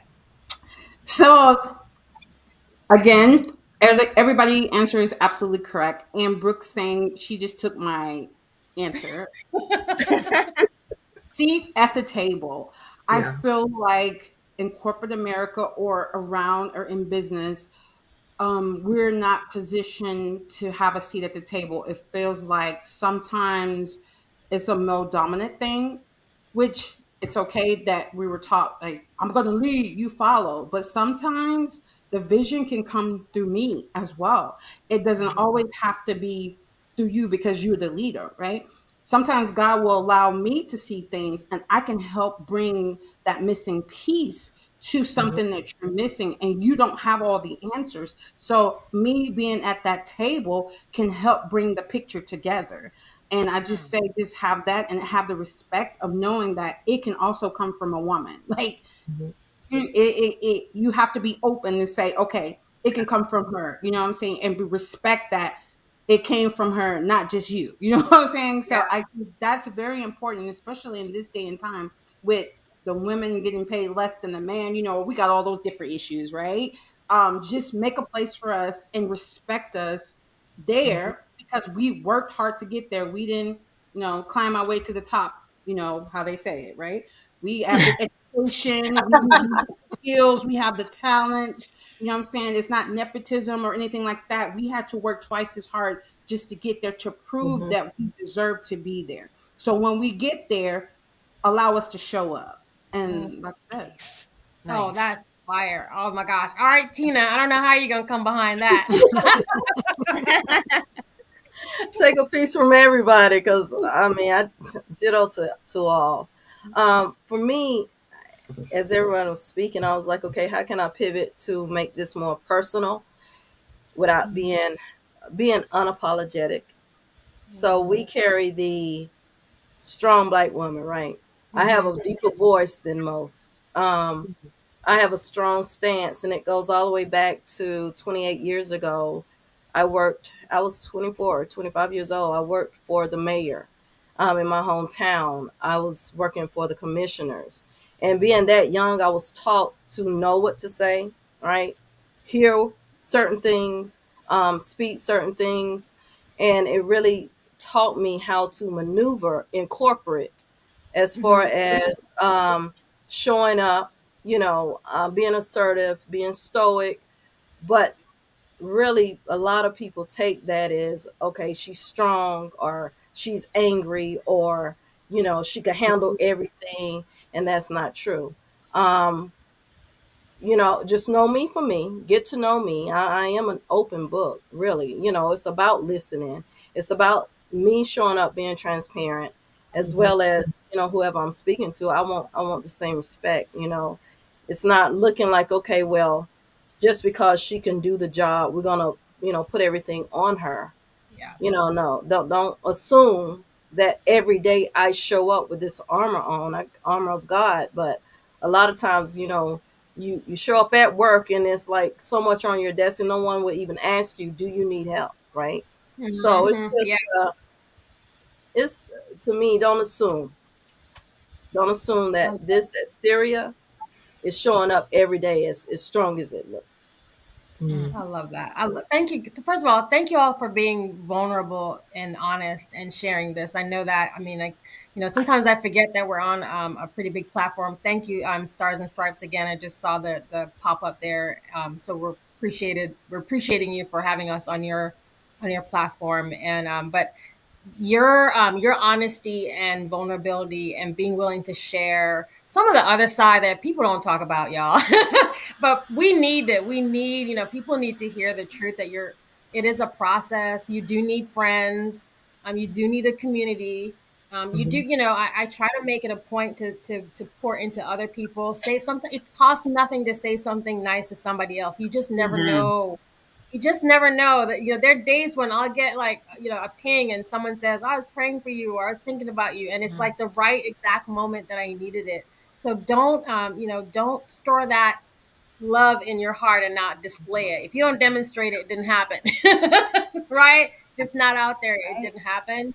So Yeah. we got 4 minutes before we close our section. I wanted to ask this rapid fire, if you could say something nice about somebody else on this call. So I'm gonna do it like, um, Tina said something about Christy, Makisha said something like, just really quickly, to just say something nice, rapid fire, even if it's just one word, and then we'll close out and hand back over to Andrew. Go, Tina, Okay. go. Okay. Christy, thank you so much for bringing God, you about to make me cry, into the workplace. Don't I want to cry. join. I want to join the prayer, because I You need got it it. every day. I show up to work 22 years, and it's like, okay, I got this, but without him, we're nothing. So thank you so much. Oh, you are so welcome. You made my heart. Mm. I was trying not to get my glasses foggy before we logged off, and there comes Tina. Blurry eyes. Blurry eyes. There comes Tina. All right, how about you, Makisha, real quick? Shelly, thank you so much What? for Like allowing what? us to tap into your world. Thank you for allowing us to be a part of this journey. We can see the elevation, and we're so excited to be a part, to walk beside you. Like, it's truly an honor to have you as a friend. That's a cheat. No, just kidding. Thank you so much. All right, we're down to 2 minutes. So I'm gonna kind of pause this here because I want to make sure that we're set up for our next speakers coming on. I'm really grateful that y'all were here. God told me who to bring into this conversation, and that's what I did. I'm just being obedient. Whatever it is that He has for you after this, y'all need to step into it. I think it's going to be amazing. This platform and this opportunity to pour into other people who will never meet, but you never know who you impact. And so I'm grateful for the opportunity. And for those of y'all, you can find me on Parade Deck, y'all. If you go to Parade Deck and search LCM Group, you will find all of my social media, everything that we have going as a business. I do support veteran small business owners. So if you're looking for business opportunities or opportunities to partner, you can find me there. But just make sure, just do something nice for somebody else today with zero expectations. Drop a seed, demonstrate love, and with that, I think we're gonna hand over to Andrew. Thank you, Parade Deck and Stars and Stripes, all awesome veterans, all the military spouses. Thank you so much to my fellow co-creators. I absolutely adore you guys. Thank you so much. All right, Andrew, come on back.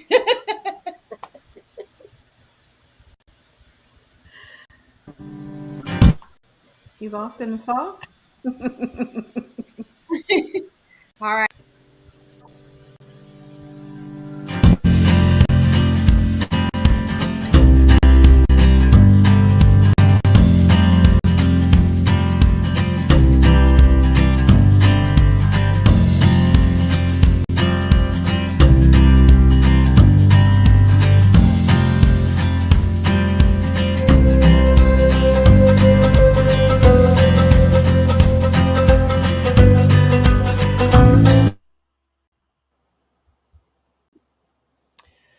All right. Wow, that got me. Shelly did a wonderful job, and all of her friends. So thankful that they were on today. Gosh, I'm really thankful. So, um, I'm actually kind of cut off here, so I apologize. That was pretty emotional just to hear, someone give so much praise for other people, and Shelly is just an example of pure affirmation and genuine kindness. The way that she reaches out, I'm telling you, they think I do a lot. They do 1,000% back to me, including our next guest who's coming on. So, just to remind you, this is our 24-hour live stream, March Madness Parade Deck, all that. So I hope NCAA, kind of a disclosure, we didn't mean to steal your March Madness tagline, but we did. So, but throughout the day, we're going to have more creators on, more influencers on. You can see the lineup right here, some heavy hitters all the way across. So please, please, please tune in to one of our YouTube channels. You can go to our sponsor, Stars and Stripes, on their YouTube channel because they are streaming live. And the whole purpose of this today is to build community and to allow you, the community, to take part in that. So I encourage you, go to paradedeck.com and you will find all of our creators on there. You can search for them, go to their creator page, follow them, go to their social media. Because like I said before, they put a lot of work into this. And I want you to take a second action. I just don't want you to like or heart or comment. That's great. I want you to follow. I want you to subscribe. I want you to send a comment to Enrique, who's coming up on YouTube. I want you to send a comment. And that is how we have engagement. A lot of these creators are nonprofits. So what you're doing for them is actually in turn giving back to those nonprofits and the community. So I am going to bring on our next guest, Aloha Friday. I can't believe it's Friday, Enrique. My gosh. It's going to be Friday and Saturday for 24 hours. I'm going to sit in this chair. So I hope, I'm glad that I'm the only one here. So, all right, here we go.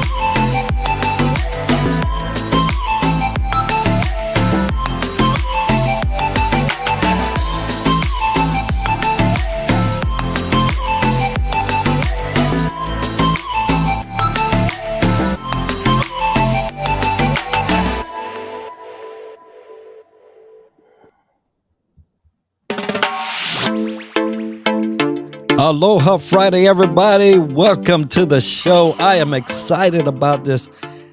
A huge collaboration going on today. And I am excited, number one, for the guest that I have with me. You're going to love him and the topic we're covering today. But first of all, let me thank Parade Deck, Stars and Stripes, Never Forgotten Media, which is streaming this live as well, and my co-creator, Shelly, and her 6 guests that were prior to this segment right here. Such an inspiring segment, and I am so grateful.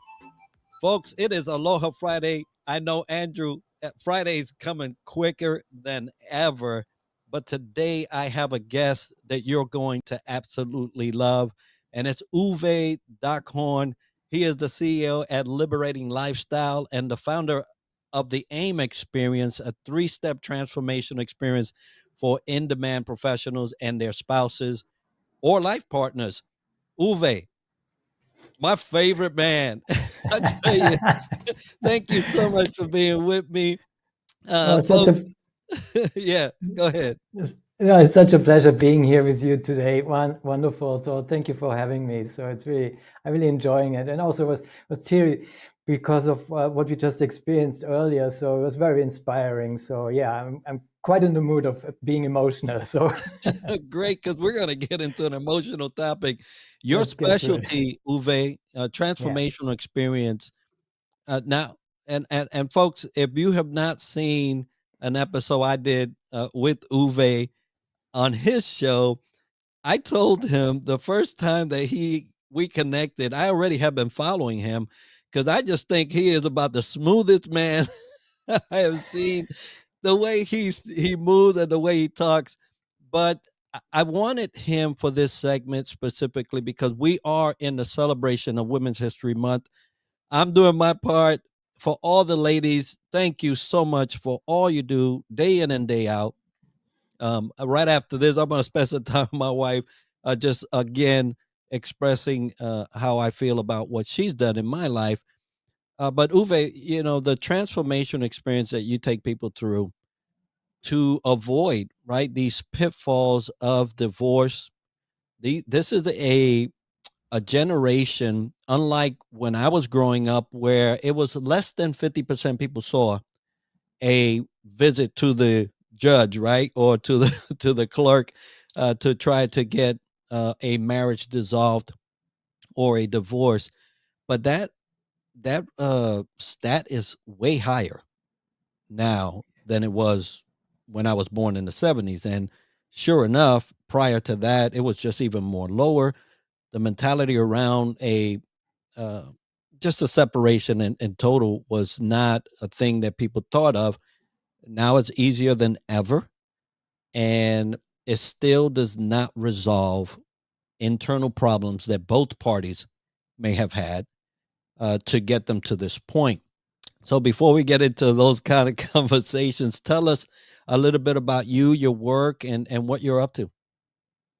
Well, thank you for the opportunity. I really appreciate it. And weekend. So yeah, let me just start there. You know, when I started out, 15 years and more than 17,000 sessions ago with executives, business owners, but also medical professionals, and more with their VIPs, as I call them, you know, the very important partners at home. And what I realized is that, you know, just in general, because I'm an executive coach, I work with leaders, but what I realized is that traditional leadership training is outdated. So I identified a missing link. So let me explain. And we get to the VIPs in a moment.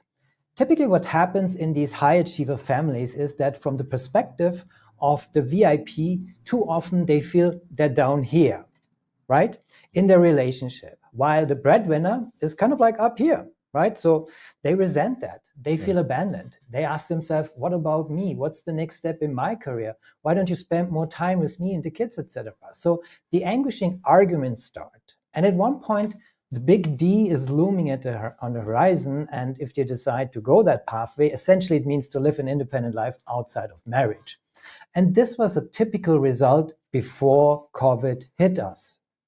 So this is where I come into the picture, because what I do differently, because I'm not a family counselor, I'm not a family therapist, I coach both partners at the same time, but separately. So they can regain their independence within their relationship and start to level up to each other. And we do this in regular evaluation sessions, which we call falling back in love sessions. And you know me, lots of goosebumps moments there. We talk a lot about goosebumps moments on my show, Lift Off with Energizing Results. So it's always my preferred question. And, you know, in these sessions, they realize,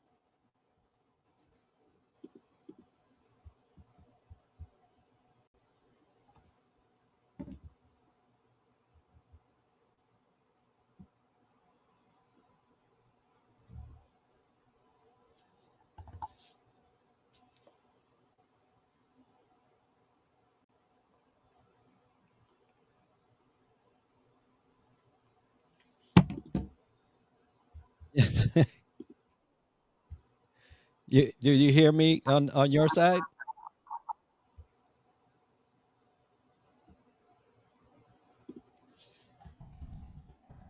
Yeah, there's I could see and hear myself, but I can't hear anything on my end.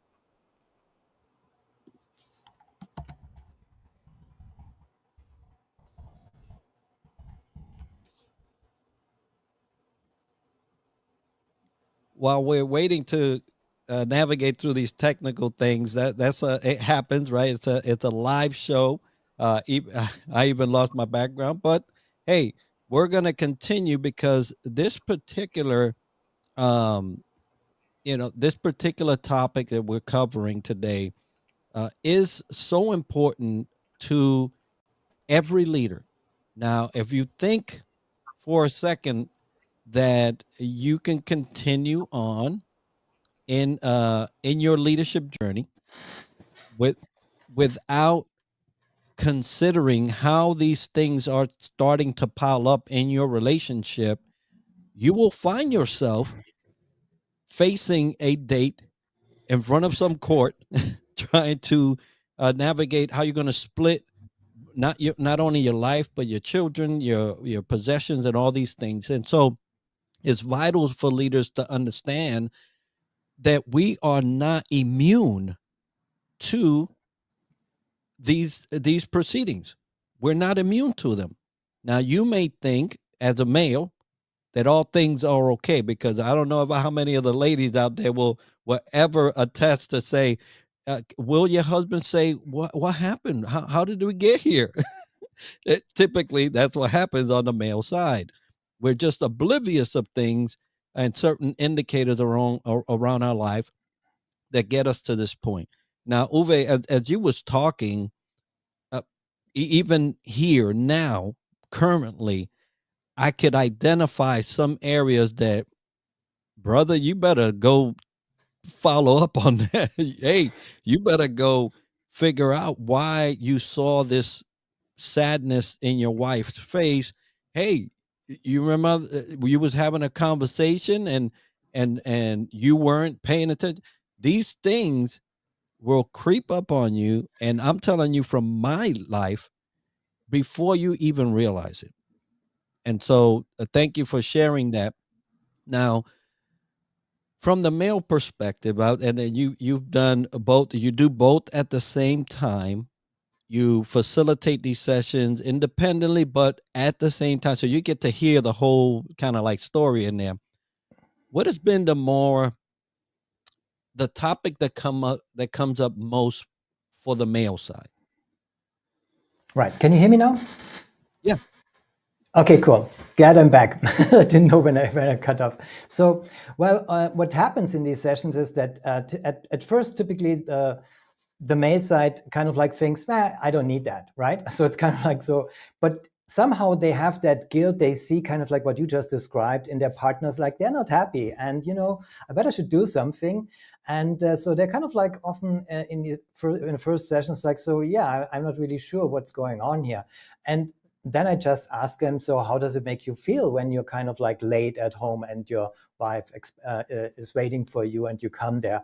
Well, most of the time I feel guilty to some extent when they're really honest, right? When we get to that moment, when you have that trust, and of course we always work in a safe and neutral container where you can trust, a conversation, and therefore, you start with emotions like guilt, or also like kind of like feeling sometimes also angry.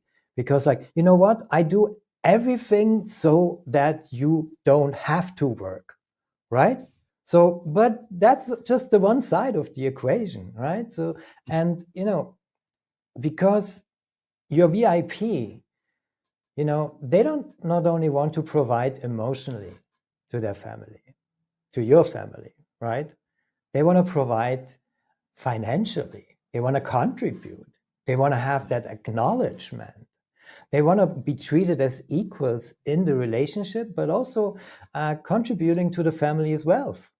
So, and it might be, if you're an executive leader, right, that, kind of like your income is much, much higher than that of your spouse or your life partner.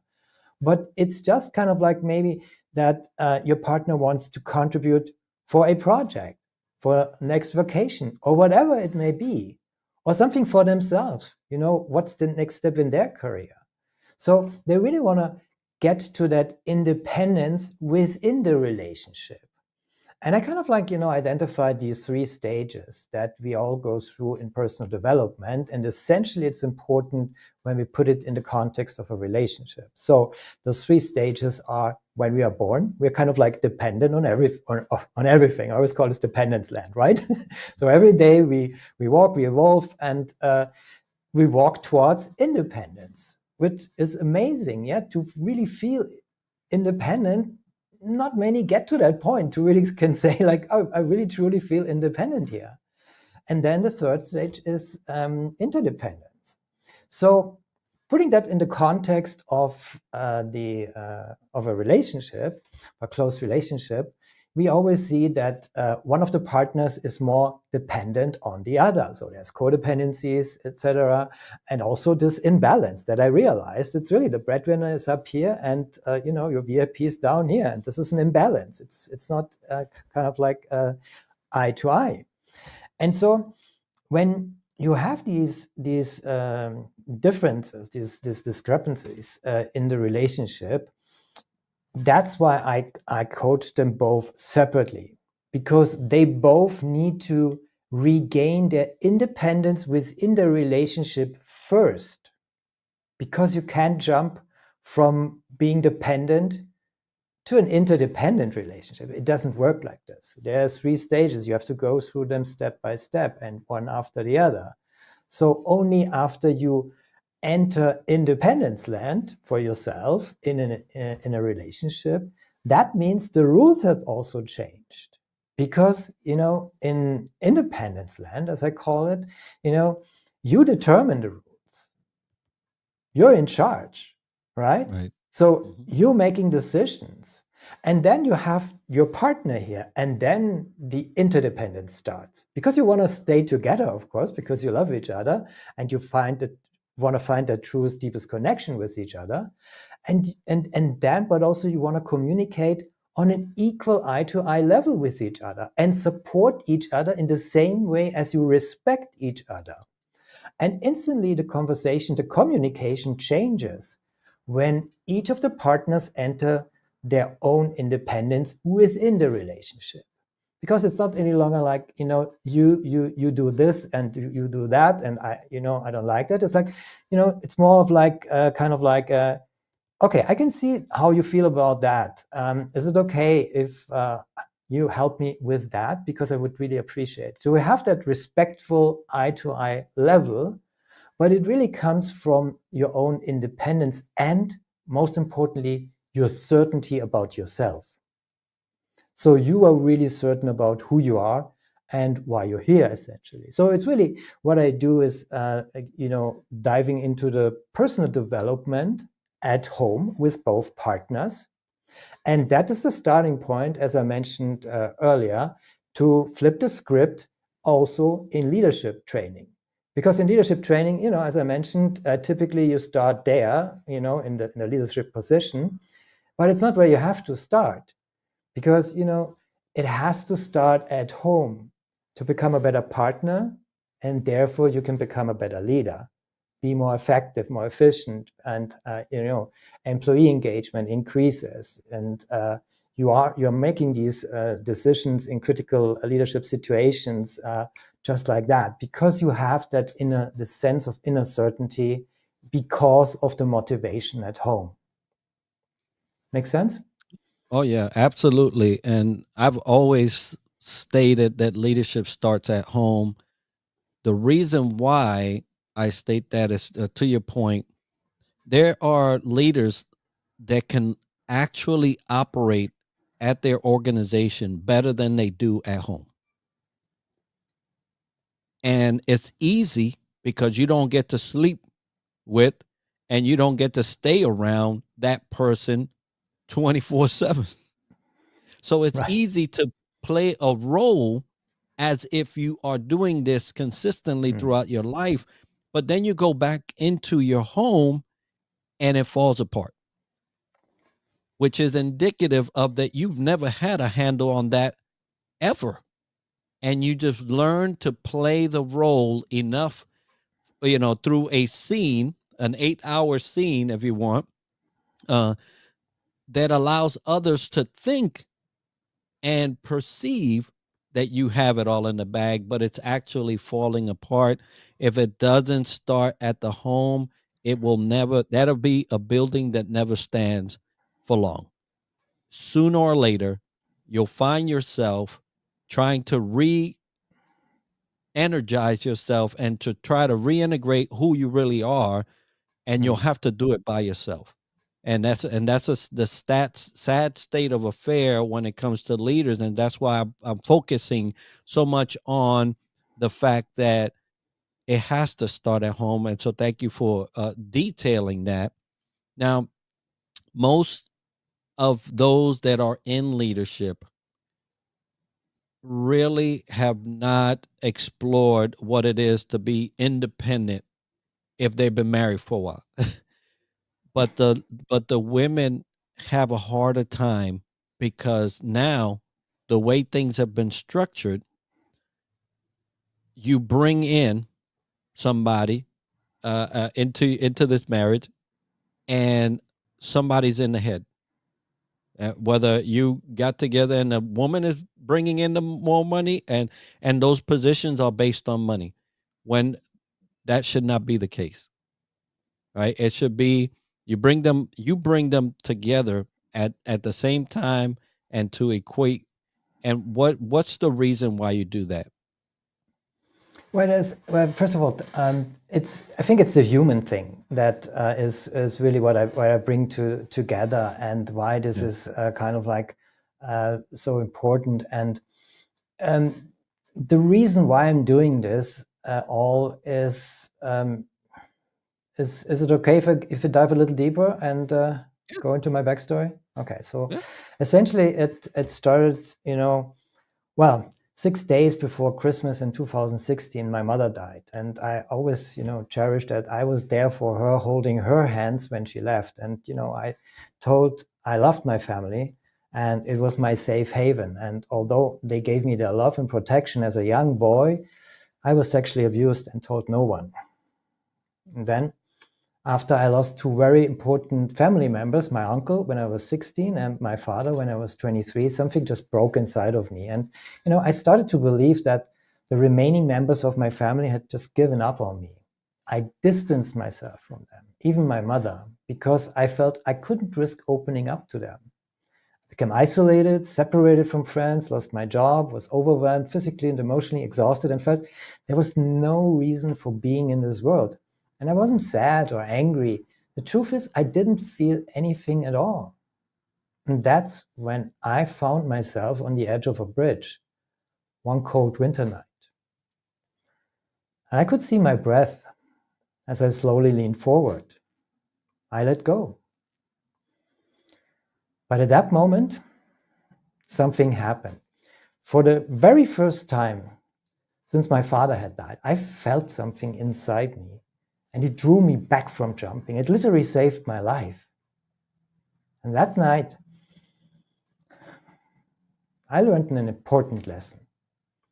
I learned that transformation requires more than letting go of the status quo. Without the other half of the equation, letting go just leaves you in free fall. So if all I had done on that bridge was let go, then I would not be here talking to you today. So you're probably wondering, what is the other half? Well, the second half of the equation is to feel, perceive, and let in what is already there. It's kind of like letting go and letting in. It's that two-part mechanism, and they are only complete as a pair. Mm-hmm. On that bridge all those years ago, I let in a small spark that grew into a powerful flame. And I made myself a promise that I'm still keeping today, to make it my life's mission to help others to learn the secret. Because letting go and letting in is crucial for your well-being and your family's happiness. Letting in energy, positive thoughts, and a sense of certainty. Letting go of self-doubt, fear, negativity, and stress. It really is that simple. And the more you do it, the more it happens. It's like a switch that you can consciously flip to strengthen and re-energize your relationship with your partner every single day.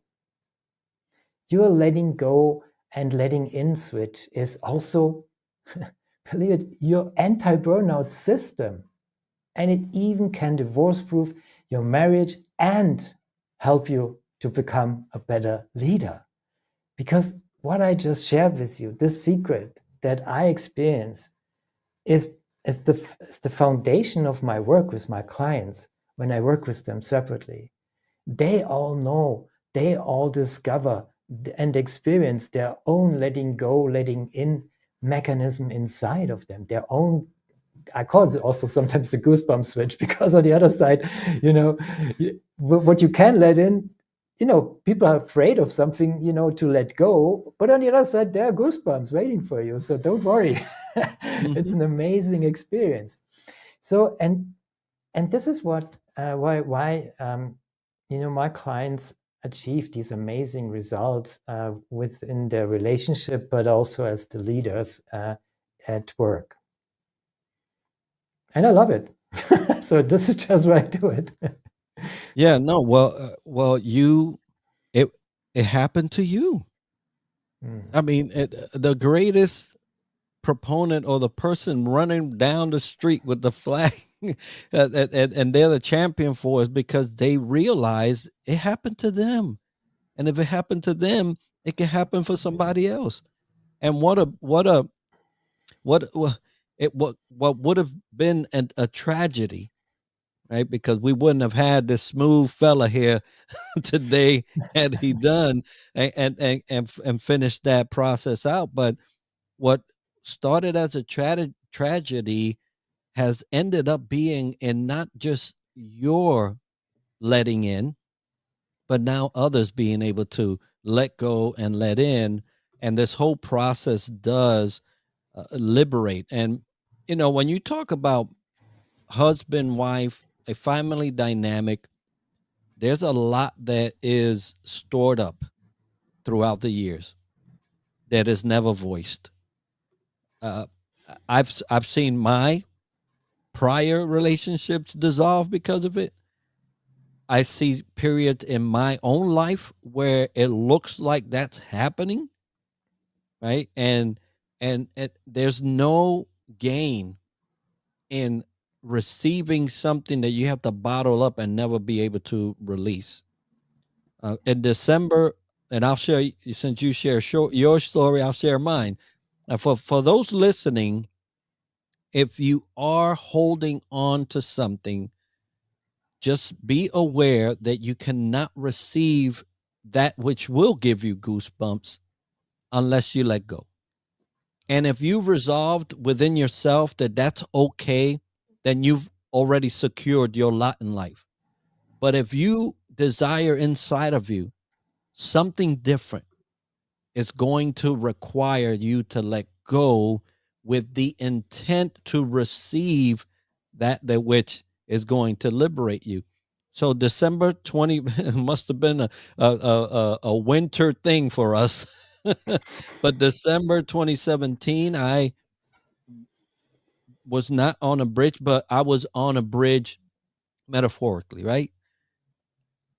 I had reached my limit of self-deception, reached my limit of being that type of leader that in front of others was exceptional, and you could not realize anything other than that, and coming home to being beaten down, right? Not by my wife, but by my prior actions and my daily actions. And for me, a very spiritual thing, I heard it. It wasn't a voice. It was this impression that was so impactful that I could not get away from it. And believe me, I was content the way I was. I didn't want to have no problems, but it was all a deceptive life. And so I felt God say, where I am taking you, you cannot go like this. And I heard it, but it was like one of those things. You just don't hear with your ears, you just feel it. And it was so clear. And I said, oh my Lord, what's going to happen? That was just like the beginning of it. And then he took me through this process, several years really, to undo 40 some odd years of upbringing. And like you, I had suffered some things during it as a child that stuck to me, and I could not let it go. It gripped me, and I was a prisoner to those things. But here, during this process, God allowed me to, similarly to your process, to let go by voicing these things that have been bottled up. And I was directed that it was only to be voiced to my wife. Now, imagine you counsel and you bring people together to try to imagine having to sit in front of your wife and divulge everything that you had ever done that was not good, to include things you had done in your years together. It was the most nerve-wracking. And I'll tell you, Uwe, one night that I'm going through this process, but one night I had to wear earphones with music at the same time. I was doing a color puzzle. At the same time, I was trying to concentrate because the voices were so loud that I was trying to drown them out. And what I was trying to do was I was trying to keep holding on to this. And to me, you got to share this. And I was like, no, not that one. Sorry. I'd rather go to the grave than say that. But obviously, I turned myself over to the entire process. And I said, you know what? I'm going to die anyway. So I might as well get a chance to live. I've Well, been you dead so long. you did it. So You kind did of it, Enrique. yeah, kind of similar, but different settings, but kind of similar. And so I encourage folks, Uwe can take you through this journey, but you must go. You have to do this. And so I- yeah, I wanted to share that. It was similar to what you're talking about, and so it brought it to my mind. Absolutely. No, I think it's what you just mentioned also. It's you allowed yourself for the process. And that is kind of like the first step into being ready to receive help, essentially, to embrace what is on the other side, to let in, which is on the other side. But it's kind of like more like, you just have to flip the switch, so to speak. And because it's always happening at the same time. So in that moment when you let go, you have the opportunity to let in that very moment. And this is what I help my clients to walk through that process. So, and when you feel trapped by the voices of your past, and I always call this elephant thinking. So essentially it's something that happened in the past, and you reacted to it and you taught yourself something, and it sounds like I don't belong, I'm not good enough, and whatnot. So there are thousands of others, of course, and it sticks over time. It creates, this is a belief that you carry with you, and over time, it develops a pattern in your life, and this pattern develops your behavior. And therefore, when you kind of like walk through your life and you encounter situation that feel like there's a stop sign coming up to myself. Why is this coming up? Why is this showing up to myself? It's just a recurring thing. I thought I had dealt with it years and years ago. Well, essentially, it's just your belief system that tells you, hey, everything is okay as you programmed me in the past, right? So, but because it's always coming from the unconscious, we're kind of like not aware of that, because we live our lives and we're not aware of that. So the first thing we do in the process, when you allow yourself to dive into that process, is really to identify that core elephant thinking that what I call is really what started the whole process. What is the first domino piece in your past? So, and when that one flips, subsequently all the other dominoes, all the other patterns kind of like are much easier to flip as well. It's not just done for good. So you have to work on that, because, it took you years to build them up. So, right. But to reprogram yourself, I want to tell you, it is possible, and you can change. There is a life on the other side, and that life starts with goosebumps, and it's really worth living for and fighting for. And essentially, if it's in the context of your marriage or your relationship, and secondly, of course, your job. Yes, and you just mentioned that I got me some what we would call in Hawaii chicken skin, right? Goosebumps, but and this is what I'll tell you, that because I was directed to share that with my wife and her alone, although it was terribly painful for her, and it may have caused some future pain, because you don't forget what you heard, right? You don't forget it, and so I got to trust God for that one. But it also gave her the opportunity to do the same with me. Now she was able to share things that she was going through with me and I was a listener now that was empathetic, because I knew what I just shared, and I was not in a position to judge. And so it was, It's it yeah, was instantly you instantly get to that level, right, Enrique? So it's really kind of like, if you kind of like speak the truth to yourself and kind of like are at that point, and it may sound kind of like, oh, it feels like rock bottom, but it's not. It's kind of like that's where your true self is speaking, and that's what your wife is wanting you to speak to you. Because if you're not talking on that level with your loved ones, and not only your spouse but also your children, and your friends, your closest friends, and all your loved ones. If you're not doing that, you're missing out, and you're kind of like set a boundary. No, don't come closer to me.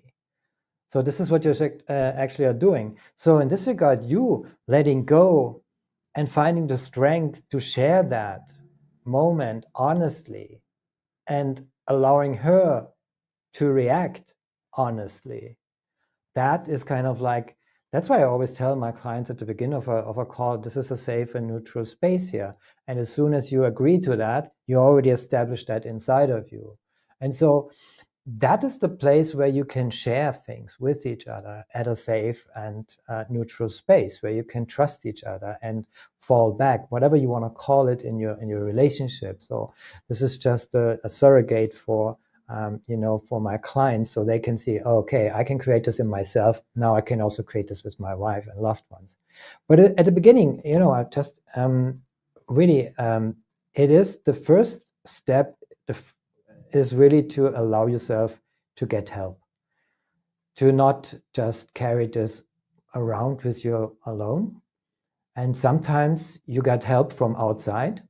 So there are incidents in our lives when we hear something. Maybe it's today, maybe it's now, when you're hearing us talking about these possibilities, that is the external influence in your life that you just need to get you to that point where you can tell yourself, it's okay. I think I need help. I'm ready to get help. Mhm. Well, folks, Aloha Friday Live is a whole lot more fun when we talk about this. But I wanted to highlight this because aloha means two things. It means hello, and it means love, right? And on the love side, when you're talking about aloha, you have to consider these things. How are you, inhibiting the full power of love in your marriage, in your relationship with your kids, in your relationship with coworkers and whatnot? How are you inhibiting it by keeping things? And I would love the listener to take notice of things that they know and can full well testify that they are keeping hidden. Those things are holding you back. Now, I don't know if you have a scenario where you can freely do that. Sometimes it takes an arbitrator. Sometimes it takes a coach like Uwe to come in and kind of stabilize that. If you're a believer, God could do it. I'm a witness to it. But you will never live the fullness of your life if you keep holding on to some things. And if you want to experience love, like I tell you, Uwe, I have never experienced love like I have since that moment. Not love for myself, love for my wife, love for my kids, love for the things that I do. It was almost as if God erased 40 some odd years of terrible things and replaced it with nothing but sheer hope, joy, peace, kindness, goodness. I mean, it's a new life. And you know what? The good thing is, it was already there inside of you, waiting for you. You just had to flip the switch. So, and that is what letting go, letting in is all about. Really flip the switch. And then you will receive what's there. And as you're just saying, kind of like the love for yourself, yes, that's why you are getting goosebumps first. That's why you instantly get goosebumps, because you finally feel yourself and you can embrace yourself for who you are and what you went through.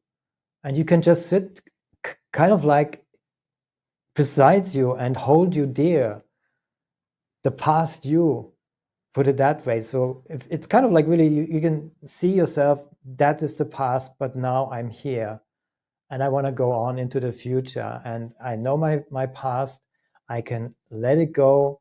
It doesn't have to hold me back any longer, and it won't hold me back any longer because I know who I am. And I have goosebumps. And, you know, the only catch, there's just a slight catch in that, because that is the moment when you enter independence land, just bringing it full circle, right? And in independence land, there are certain rules. You can determine who is in charge, right?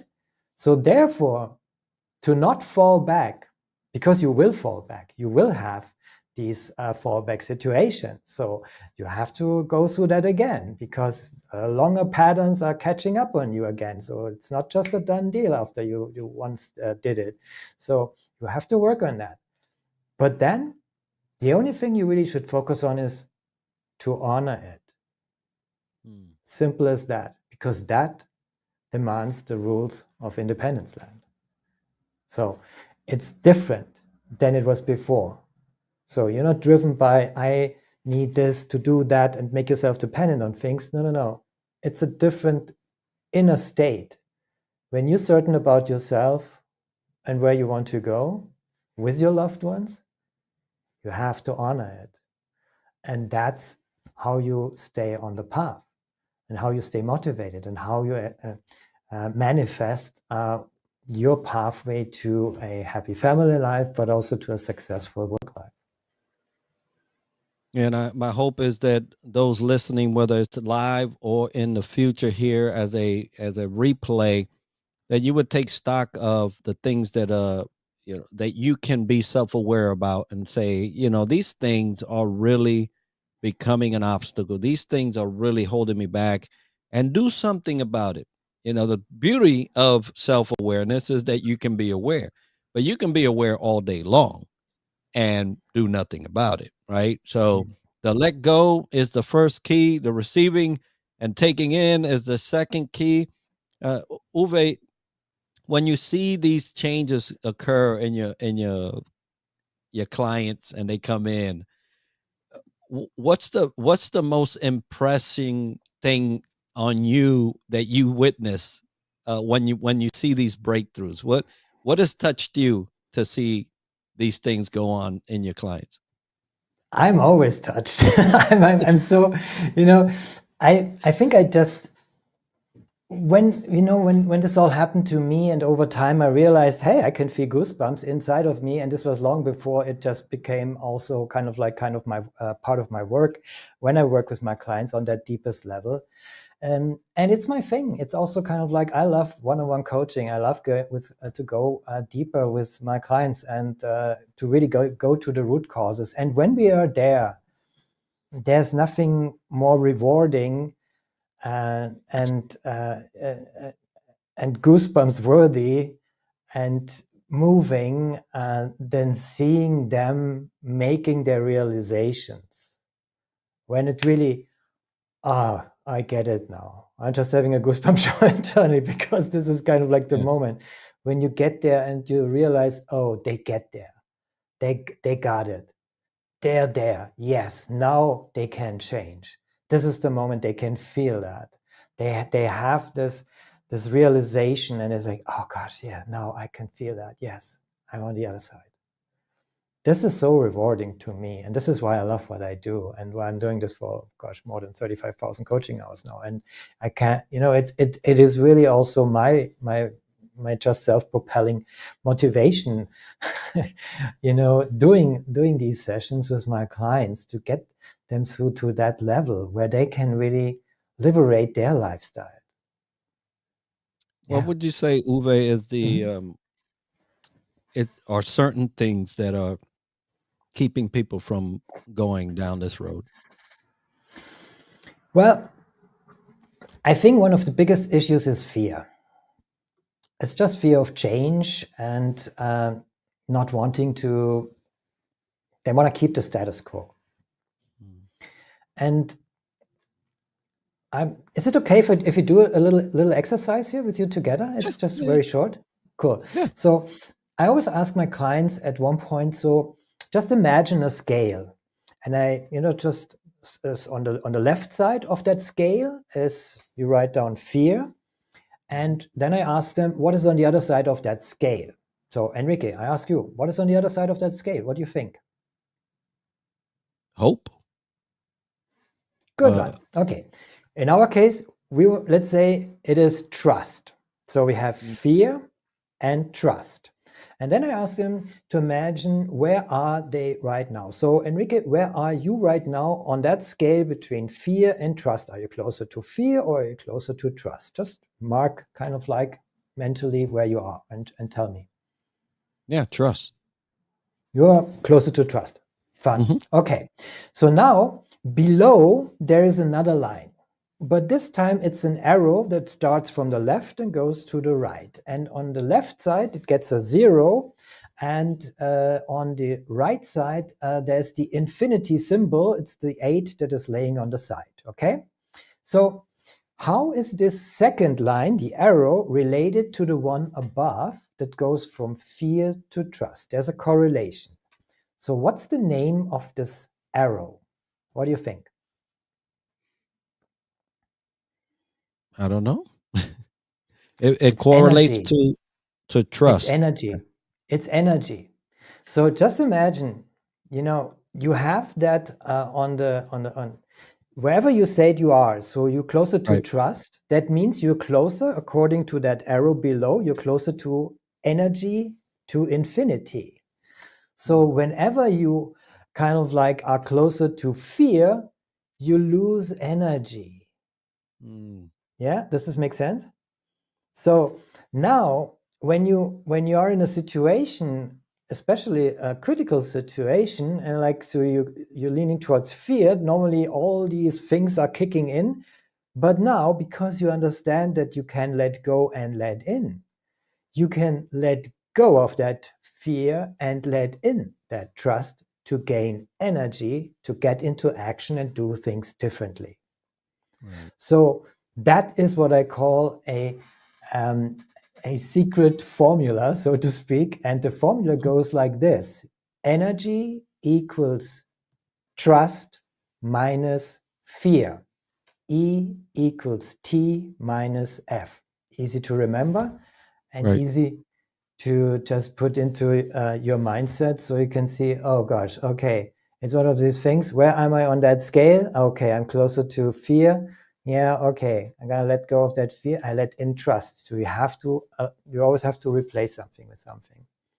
I hope this was helpful. Yeah. So I think that's kind of like the part when, when most of the time it comes down to fear and everything is connected also to these elephant thinking, these false beliefs that we created in our past, and that we are fearful of letting go because they feel so comfortable in a quirky kind of way, but we lose energy every time we just depend on them, because that is not what a trustful life means. It's a fearful life. So yeah, and there's nothing more draining than trying to that living in an environment of fear, not just physically but mentally, emotionally, spiritually. Fear does drain you, as you have alluded to in your formula there, of energy. And so if you intend on gaining some of that back, you have to push towards trust. You have to let go. And we know trust doesn't come easy, but it comes by allowing truth inside of us to start revealing and us attacking some of the things that are holding us back. And so for those listening, I hope that even just the equation, right, that would help you to regain some energy in your life, to regain some ground in your personal life individually, and also allow you to that translate into positivity and more harmonious environment with those that you love within your household. Uwe, this conversation could definitely go on because we have so many things and examples that we have throughout our lifetime, and maybe some of those listening. So if I am ready to trust, don't have a vehicle to do so, and this fear pops up, but I'm able to say, you know what, I'm going to start letting go of some of this. It's not an easy road.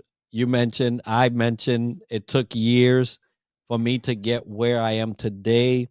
It was a process that was it was just hard. It was hard. So I start going down this road. I'm gonna call Uwe. How would people contact you? What's the best way of them contacting you to get your assistance if they're ready to make that plunge? Well, thank you for saying that. Yes, it's simple. Just reach out to me at on my website. It's www.uwedokhorn.com. That's spelled UWEDOCKHORN.com. And you find a lot of resources there, and also get in touch with me there. It's just the easiest way to get in touch with me, and definitely I would look forward to have a conversation about how I might be able to support you. Outstanding. Folks, if you've been watching, whether it is live or on the replay, and you want to regain some ground that you may have lost with your spouse, with your children, it is the road less traveled, but it's the road that must be traveled, and that is letting go of some things personally, letting go of some things that are collective. But in order for you to receive something, you got to let go of that something. So of something else, right? It is Women's History Month. I hope that for the sake, at least, of your honor for women, that you would give yourself this opportunity, because I'll tell you right now, there are no men out here that keep holding on to stuff that are any earthly good to women. You must do that for yourself, and I'm specifically talking to the men. You have to start voiding yourself of some things. I know, hey, I shared some things are all the way from childhood, and we understand, right? We're often raised by people that are not apt or ready to raise kids, or surround their kids with people that are not looking out for their best interests. It happens. It has happened. It will continue to happen. But you don't have to let those things dominate your life. You can let go. You can start receiving and letting in. And for the sake of yourself and for the sake of your family, give yourself an opportunity to do so. Like I said, Aloha Friday is usually more hip, more lively. But I'll tell you that there's no other greater expression of aloha than to love yourself and to give yourself an opportunity to shine. Uwe, thank you so much. As we come to the close of Aloha Friday Live, I thank you for your services. I thank you for the man that you are. Thank you, Uwe, for not jumping and allowing that process to take root in you and now share it with the world. Everybody, enjoy your Friday, because it is Aloha Friday Live. Let the music take you out. Uwe. Thank you. Aloha. Thank you. Stay tuned, folks, as we continue our marathon here on Parade Deck. Thank you, Andrew. Thank you so much for allowing us to be on this platform. Stay tuned as Spondylix is up after me. Aloha Friday, everybody. We love you. Be blessed.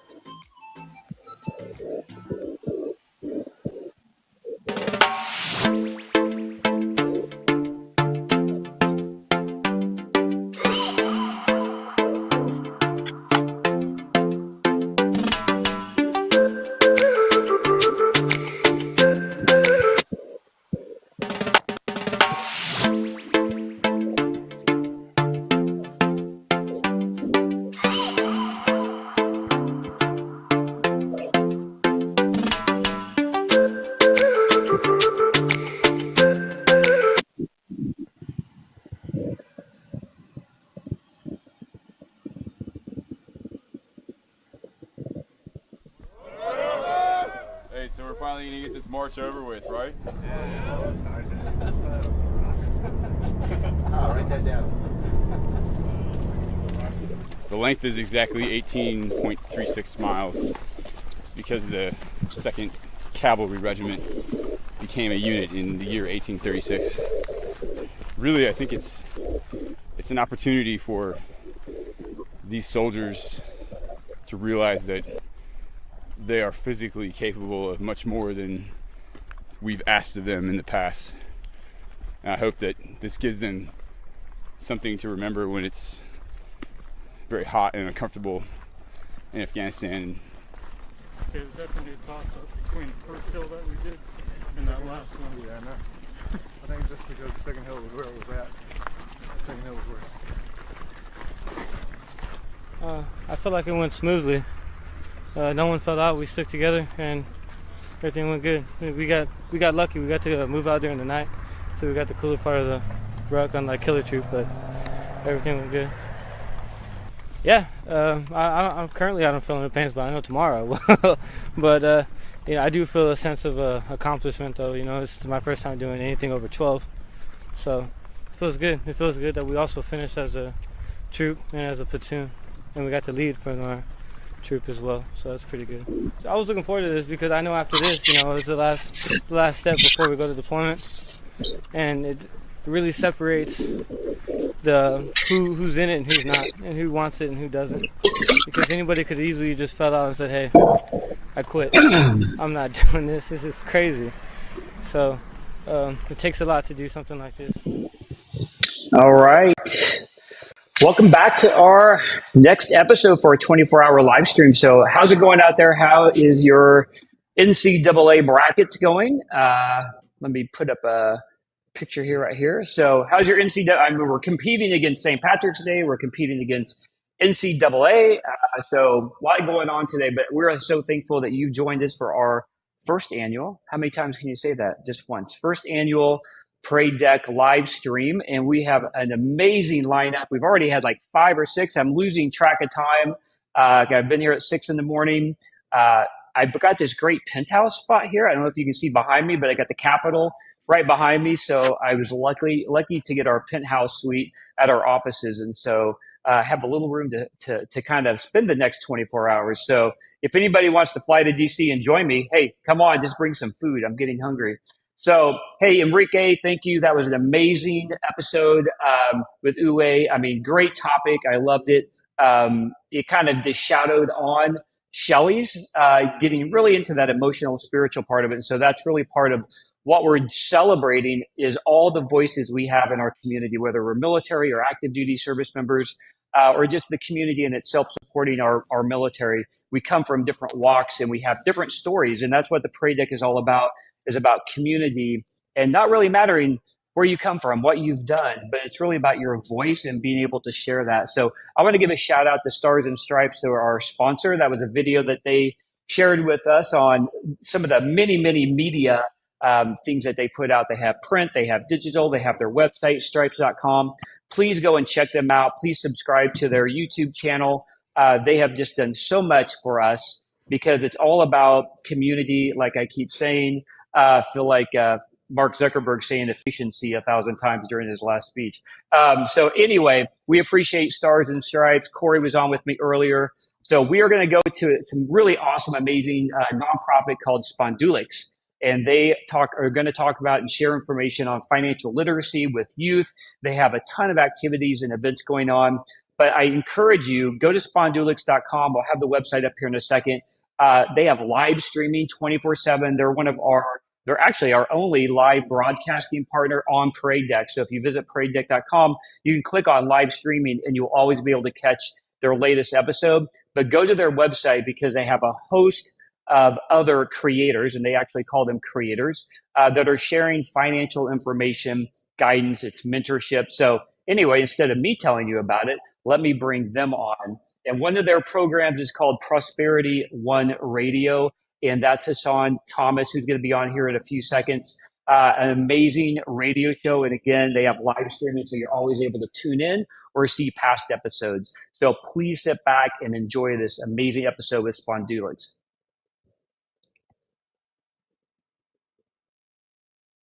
All right, guys. How was last month? About the coffee. And why are you angry about it, Naomi? I'm not actually like why Also- what is money this- and that's why I'm angry. So let's jump back in, man. We were talking about some updates on your life, man, and how you've been applying the actual information that you've been learning. So give us some updates, man. How's everything been for you this February? Yeah, man, February, definitely been going crazy with advice that I got. One of the advice I got in the previous session was to get a job basically to have a fixed income, have that little safety net, to not just rely on my business income. And that's true, because that's always going to be a consistent income that you can count on no matter what. I ask you, because you mentioned Carrie, what have you guys been working on? What are some of your goals for this upcoming next month? What is it looking like for you next? What are some of your goals? Oh, and we spoke about I just started paying off my student loans last month. Okay. So we were talking about, how would I... Congrats on that. That's the first step. Yeah, Congrats. that's one step out of many. Let me tell you that. It's Okay, so we did do our homework. So tell me the 3 things that was your homework. I will say this much. I see a trend. So definitely, made some good progress this month. Man, some great progress, bro. Some great progress, bro. If I'm being completely honest, it's a humbling, it's a humbling experience. That's crazy. So this is why I say to look at your habits. Yeah. Let's go ahead and get back to this money, this cash talk. What would you say financial freedom really looks like for you all? Stockpiles of savings for Mhm. things through the year. So we decided. So we have a whole backstory now. Actually, Did you fight over this one? a little bit, kind of, not really, but a little bit. We're The system. we're high Mad at school. each other. We're high school sweethearts. you see. Okay. Oh wow! Like you really have a backstory now. Baby, right out of high school. Right. Because really, what we could afford is we could go to the high school game. Right. So we're going back The for alma mater. stomping grounds. And here's the tea. The tea is I really want us to have a hamster because we're a stay-at-home sort of family trying to survive, and we don't have a TV. So But what's the next best thing?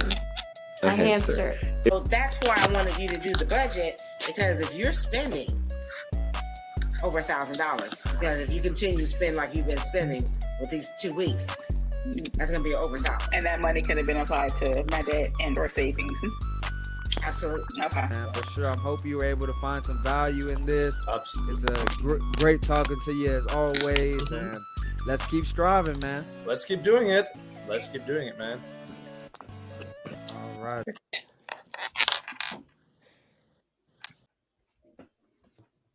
Hello. What's up, everyone? Welcome to the first annual Parade Deck 24-hour live stream. How's everyone doing? Excellent. It's been a great Friday. Good Yes, happy Friday. Yes, happy Friday to everyone. My name is Hassan Thomas, and I will be your host today as we discuss a very timely topic, the new banking crisis and how this will affect you, your family, and maybe even your business. So before we jump in, let's go around the room. Everyone give a little short, concise introduction, and then let's get things rocking and rolling. We want to provide as much value for the audience listening as we can. Sounds wonderful. My name is Bill Mills. I'm the president and CEO of FPP Coalition. And FPP Coalition is a coalition of financial capability practitioners. About 4,000 folks that are doing financial educations, financial social work, counseling, that type of thing.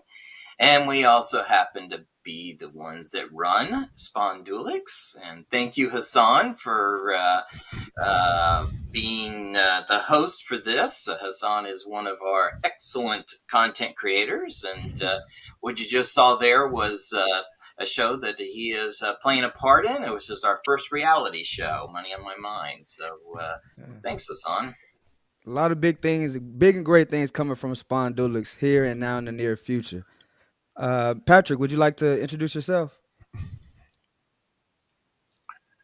Yeah, absolutely, Hassan. So I'm Patrick Guy-Colts. I too work at FPP Coalition in the role of director of Bank On Florida. And Bank On is a movement that seeks to gain financial access for all through financial inclusion for all through access to safe and affordable and insured bank and credit union accounts. So I appreciate any opportunity to talk about safe and affordable bank accounts, because I think that's really the cornerstone or the foundation that can really help people gain financial capability in life. I love it. I love it. And excuse my rudeness. We should have had Miss Mallory go first, not only because she's a woman, but also because it's Women's History Month. So excuse us, excuse me. Mallory, can you go ahead and introduce yourself? Of course. Hello, everyone. My name is Mallory Center, and I am the founder and owner of Morphing Minds. It is an adolescent health and well-being program for teens, and I also do parent wellness. And I'm super excited to be here because I think it's super important that not only do we talk about finances, but we talk about the feelings as well. We talk about all the difficulties with the finances and the crisis and everything, but sometimes I feel like we miss the feelings part, the mental health piece of it. So I'm super excited to be here. Thank you, Hassan, and thank you, Bill, for thinking of me to come and do this for you guys. Thank you. Thank you. And Mr. Vinny, round it off for us. All right, thank you. My name is Vinny Tafiro. I'm the founder of the Institute for Economic Evolution. We're a think tank group that is focused on building frameworks to talk about and explore economic models now and into the future that include social capital as well as environmental capital, and bring them up to the same equality as we think about money and financial capital. So, yes, thanks sir. for having me. Yes, sir. Yes, sir. Thank you so much. And now let's go ahead and, get to what we're actually here to talk about today is this banking crisis. This is a pretty new topic that we all need to discuss and see how it will really impact us, our businesses, and our families. So can you all start by discussing what is the banking crisis and how can it impact families and individuals? So I guess the question is, are we in a banking crisis to begin with? And that I think is still yet to be known. I think that we will find out really soon. There's definitely some issues right now, and I would think that any of bank shareholders, such as myself, definitely can look at it as a crisis as we see our stocks are going down. But yeah, there's a lot of various issues that have led up to this banking crisis, so to speak. And one thing I first kind of want to start off with is saying that, throughout this, we'll certainly talk about it, but the importance is not to be scared. There is such thing as the FDIC that is there to insure deposits up to $250,000. I know that there was some stretch there with what's happening with the current banks that are struggling and actually have been closed down by the FDIC. And we can talk about that in a moment as well. But that's kind of one of the first things I wanted to say. And Vinny, I think you might want to fill in on what the... Yeah, Vinny, if you could for us just explain what is going on, for the people who have no idea what's going on, give us kind of a little backstory of what's the market looking like today. The market, well, I'll give a little bit of background on what happened as opposed to the markets today. And really, so Silicon Valley Bank is a prestigious, long running. They were founded, I believe, in 1983. It is the go-to bank in Silicon Valley for a lot of technology companies, technology startups, venture capitalists. And what happened last week was with some reports on bond yields, there was some shakiness, and the word spread through Silicon Valley to pull your money out, and because they may not be able to fulfill and pay out all the money. That led to a good old-fashioned bank run. And over the weekend, the bank was seized by the FDIC, the Federal Deposit Insurance Corporation, to make sure that bank run didn't happen.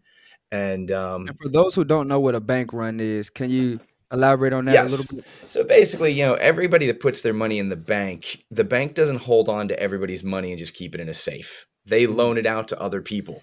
It's called fractional reserve banking. So they have to keep a portion in the bank, but most of it is loaned out to others, and they do stuff with it to also make income from it themselves.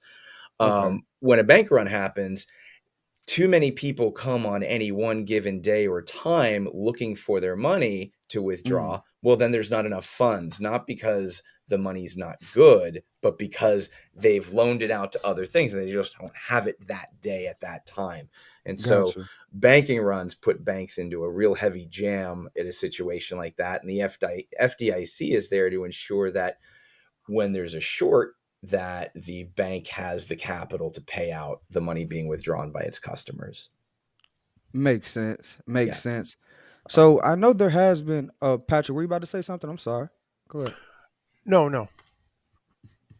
No, I think I just on that. Oh, okay. No worries. So like I said, that's what happened over the weekend. We can get a little bit more into the details of the FDIC in a little bit, and what that entails. But I'll leave. That's the basic definition of what happened. Thank you for giving us that initial game, to start us off for this conversation that we're going to get into. But I want to know, like, there has been bank failures in the past, and most recently with the savings and loan crisis of the late 80s and early 90s. How does this compare? How is it different? Well, this time it was really has been caused a lot by those the yields in the treasury bills.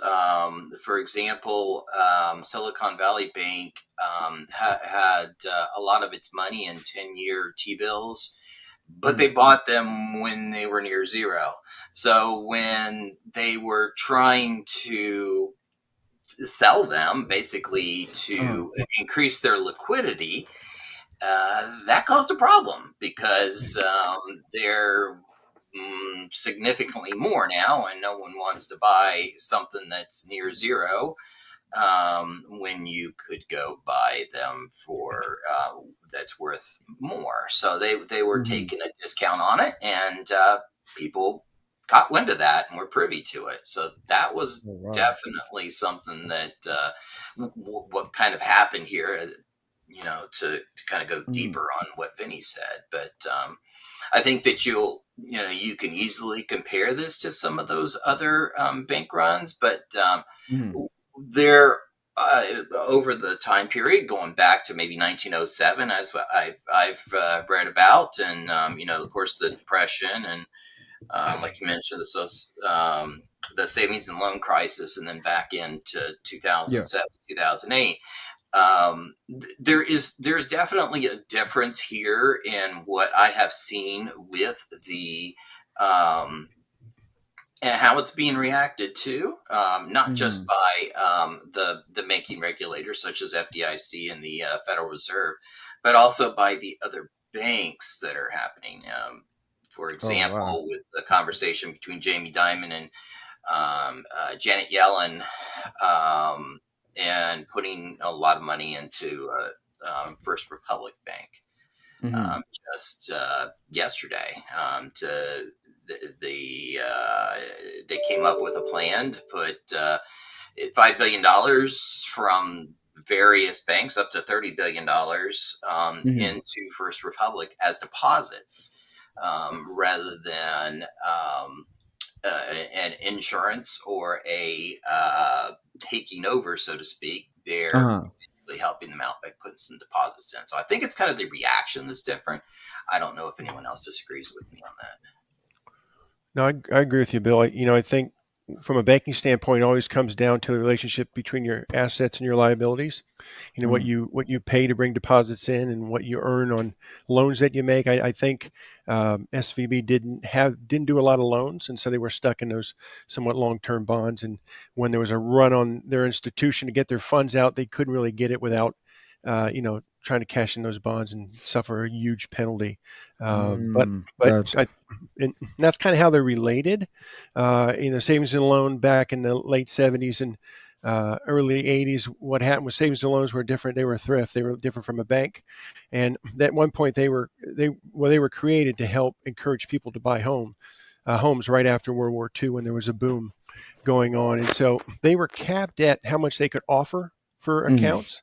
I think it was 5%. I could be wrong. But what happened was when inflation hit in the 70s, when mortgage rates were up over 22%, and now those banks were able to offer rates to encourage people to open accounts or certificates of deposit for double digits, savings and loans couldn't. So deregulation happened, and it was needed. And there was whole lot of stuff that went into it, too much to discuss here today. But I think the one common thing also that kind of hurt back then and hurt now is inflation has played a big role in it as well. But the important thing to remember as an account holder is that the FDIC, for an FDIC insured financial institution, your accounts are insured up to $250,000 per depositor, per financial institution, per ownership category. So you can actually maybe insured for more depending on how many ownership categories you have. And I think what's important to state here is because from a bank on perspective, sometimes we'll work with people that may be a little not a little reluctant to work with the bank. They may not trust the bank. And so this might be an opportunity for them to think, hey, this is the reason why. But I would turn it around and say it's a silver lining. We don't want a crisis to make it come to the front, but it's a silver lining because this proves how effective that FDIC insurance is there. In fact, FDIC states on their website, and they say this many times, that since 1933 when they were born, that no one has ever lost a federally insured deposit, not one penny. So people should take comfort knowing that if you're with a federally insured bank, and what I would just recommend. This next question might jar that next statement. So Bill said he wants controversial, so we're gonna give it to him. So the FDIC, as I did some research, only has about 128 billion in reserves currently, and it looks like that we need about 262 billion just needed to ensure that banks can keep that current promise that you've said that has been stated since 1933. So, what's going on? How is that even possible? Let's discuss that. So, I'll start with that one. That's true. And that is an issue. And I know that they're juggling funds, so to speak. I guess the decree came by executive order for this to happen, which is interesting because it is a little bit of a perversion of what the FDIC is, their guidelines. And it's interesting because a huge portion, I think it was over 90% of at least two of the three banks that have failed, that the money was not insured. So we knew that there was going to be a big problem with small companies' payrolls and things like that, where they have to make their payrolls. So I think that what'll end up happening is the banks will some of the banks will be sold off to other larger banks to make up some of that money, and it would not surprise me. And I honestly hope that I'm wrong, but it would not surprise me for some of the money to come from the Federal Reserve Bank, which basically means, at least how I feel, more inflation and higher costs for our citizens. And Bill, I was just going to ask, why is that exactly? Why does when the Federal Reserve print out the money, why will that raise inflation? Talk to about that. More money in the system, and will not end tax, up.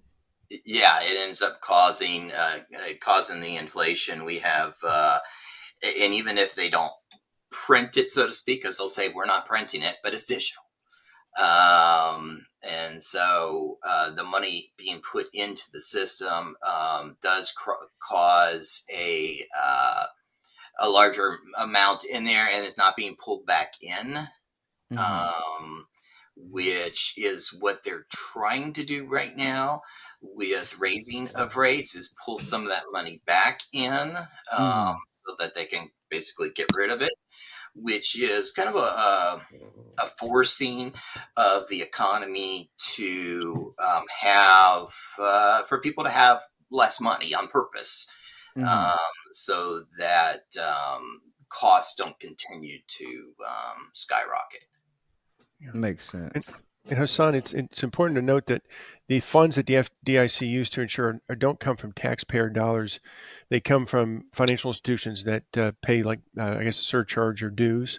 And in the most recent crisis that they had, the FDIC was given authority to borrow money from the Federal Reserve. So that's another option they could do. They didn't choose to do that the last time. What they did is they reached out to the financial institutions that had dues coming and requested that they pay them early so they could fill that. But it is a question that needs to be answered. How would they cover it? And the other thing too, and I think Bill mentioned it at the beginning, is a lot of this is, I wonder sometimes if these financial institutions would be able to succeed if the run didn't occur. In other words, everyone shows up at the door and says, "Give me my money." Now, SVB couldn't do it because they were tied up in their investments were tied up in long-term bonds. But and the other thing that complicates it too is social media. It's not like back in 1929 where it was maybe word of mouth, and we saw how horrendous that was, what happened. But today, word spreads so quickly that sometimes there's a hypersensitivity to it, or that can happen. Now, it doesn't mean that those aren't legitimate fears and concerns, but and I think that's why they came forward and said, "Hey, we're going to cover beyond the 250 for any other reason, just to try to quell that run on this bank or other financial institutions as well." Makes sense. And Vinny, Mallory, is there anything that you wanted to add or piggyback off that? I do. I actually want to talk about the whole social media thing and just the whole mental health side of it. I get we're in a crisis, and once again, another crisis. I just hope that people out there, you're getting the right information, you're going to the right people, asking the right questions, because you don't want to make a decision based off a temporary emotion, especially right now, because you could do that and go withdraw your money, but then again, that could put you and your family in a bind depending on your mental state. And a lot of the times when you're in a crisis, you go into these fight or flight situations, and you tend to do some things that really isn't conducive to what's really going on. So I really hope that you're asking the right people. You're asking for help, first of all. If you don't understand something and if you are unsure, please ask questions, you guys, because that is going to be your best friend, is asking questions, asking the right professionals. And if you don't understand, continue to keep asking the questions and continue to stay up to date with all of the information so that you're aware of what's going on. And don't listen to social media. Talk to your financial advisors or your banking advisors. Stop going to TikTok and Instagram and Facebook for all of the information, because it's not always accurate. Spondylix is a great platform for all your financial education needs. I would go there. This live that we're doing today is very important, very powerful, and it has a lot of great information. And I think people just need to take a step back and listen first, and then act on what they feel might be best for their situation. And again, don't be afraid to ask. I mean, this is, like I said, this is another crisis that we're going through. We're all going a little crazy, because it just seems like ever since COVID happened, it's like one thing after another. So just make sure that you're prioritizing your mental health, and you're not doing something that could potentially hurt you and your family or your business.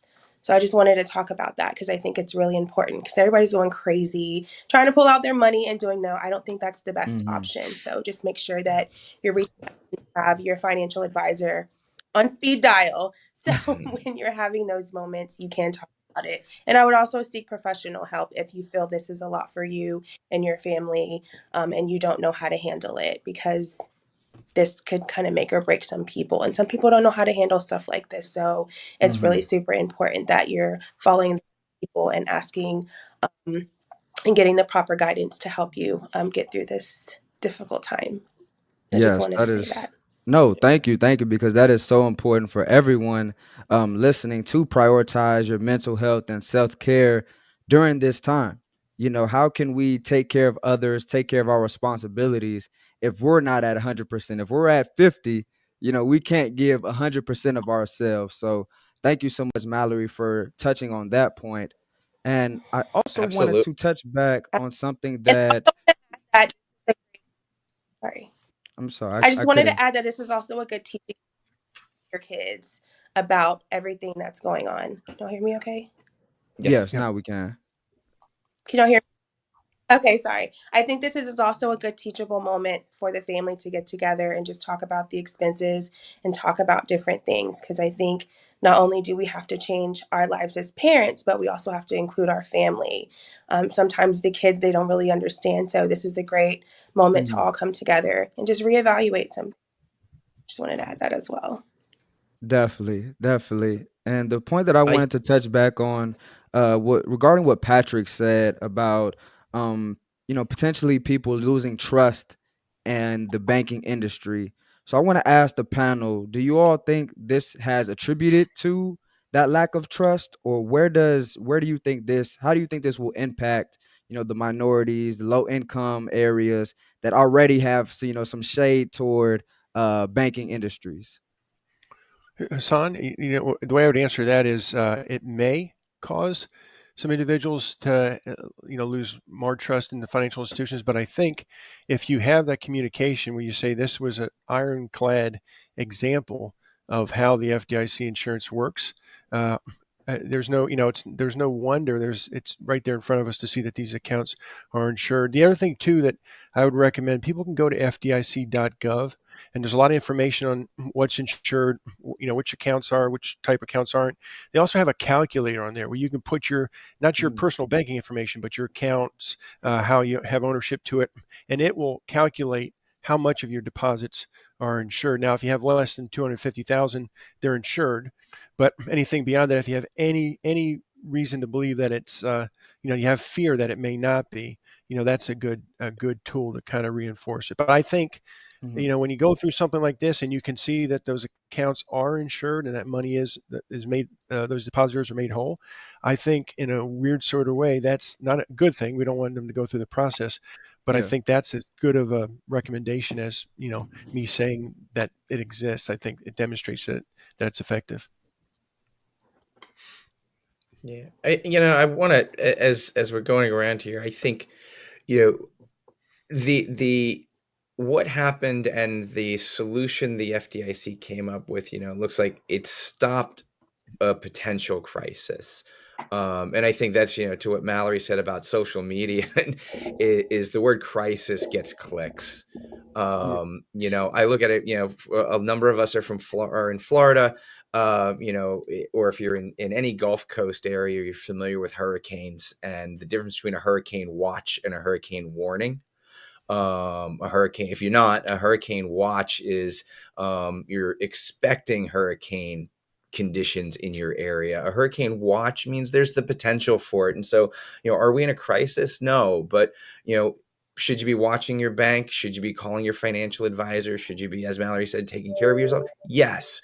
Be aware, have a heightened sense of awareness. But yeah, don't let yourself fall into the crisis trap, because that's exactly what the FDIC did this week was stop a crisis. And they even went above and beyond with covering more than $250,000. So anything that you wanted to add to that, Bill? Or? Saying that, yeah, that's what keeps going on in my head too, and like both you and Mallory were saying is really that's the first thing that we need to do is just stop and think rather than react. And I think that there's so much reaction to everything nowadays, and instead of stopping and thinking first. Completely. Absolutely. And anxiety is, I get Go ahead, it, Mallory. but it's just super important that you educate yourself and reach out to the right people that can help you.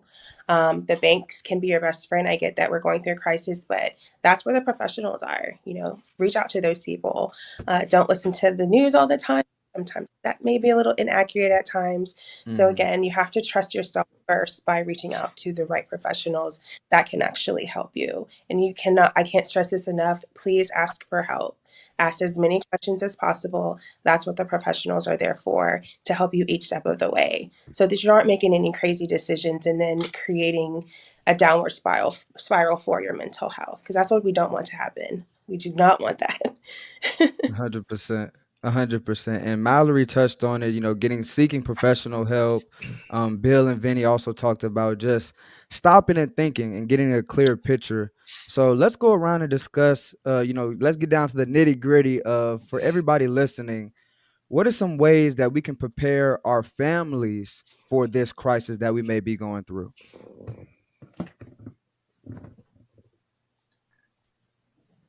So I'll go ahead. I'll go first since I'm go ahead, Mallory. Go. Okay. Okay. So I would just really recommend first, as parents, you're seeking out professional help with your financial advisor, your bank, whoever is your trusted person helping you with your finances. I would reach out to them. I would sit down, come up with some type of action plan, figure out where you can save, where you can cut back, what can you eliminate, start off with that. And then once you get all of that information, talk with your significant other if you're doing it separate, and then bringing your kids and letting them know, like, look, it's difficult right now. Things are going to change a little bit. Things that we were doing, we have to cut back a little bit because we don't know what's going to happen. And so in order for us to continue to live comfortably, we may have to cut back on going to dinner or giving you an allowance, or we may have to stop the vacations. It's spring break right now. So it's kind of crazy that we're going through this. And we're trying to have a good time with our families, because that's what we do. The kids go to school. We look forward to, doing fun things with them for spring break. Summer's coming up. But with everything going on, we just want to make sure as parents that we're keeping our mental health in check and we're able to live with inflation and everything. The grocery, I'm from Texas, so everything is like crazy expensive, and groceries are expensive. Gas is okay, but still, we have to think about what's going to happen. And when you live in a life of you're living a life of uncertainty, it's really difficult to see during those gray areas. So in order for us as parents to remain sane and mentally healthy, we have to start doing things that's going to benefit best for us. It may not feel good. We don't know what that looks like. Our kids may not understand it, but we just have to continue to keep talking to them to help them understand and let them know when things kind of settle down and we get these finances in check and all of this kind of blows over, then we can start doing back things. It's going to be a hard conversation, but it's a necessary conversation. And I think as parents, that's something that we have to start doing on a constant basis, because those kids are going to be adults one day. And this may happen years to come. And then they have to take care of us being older. Although we've been through it enough, we don't know what that looks like when they become adults, because it's going to happen again. It's just life. Life just repeats itself. So it's super, super important that you just come up with an action plan, and communication is key. As hard as it might be, as uncomfortable as it might be, you have to communicate with your family, over communicate, your friend,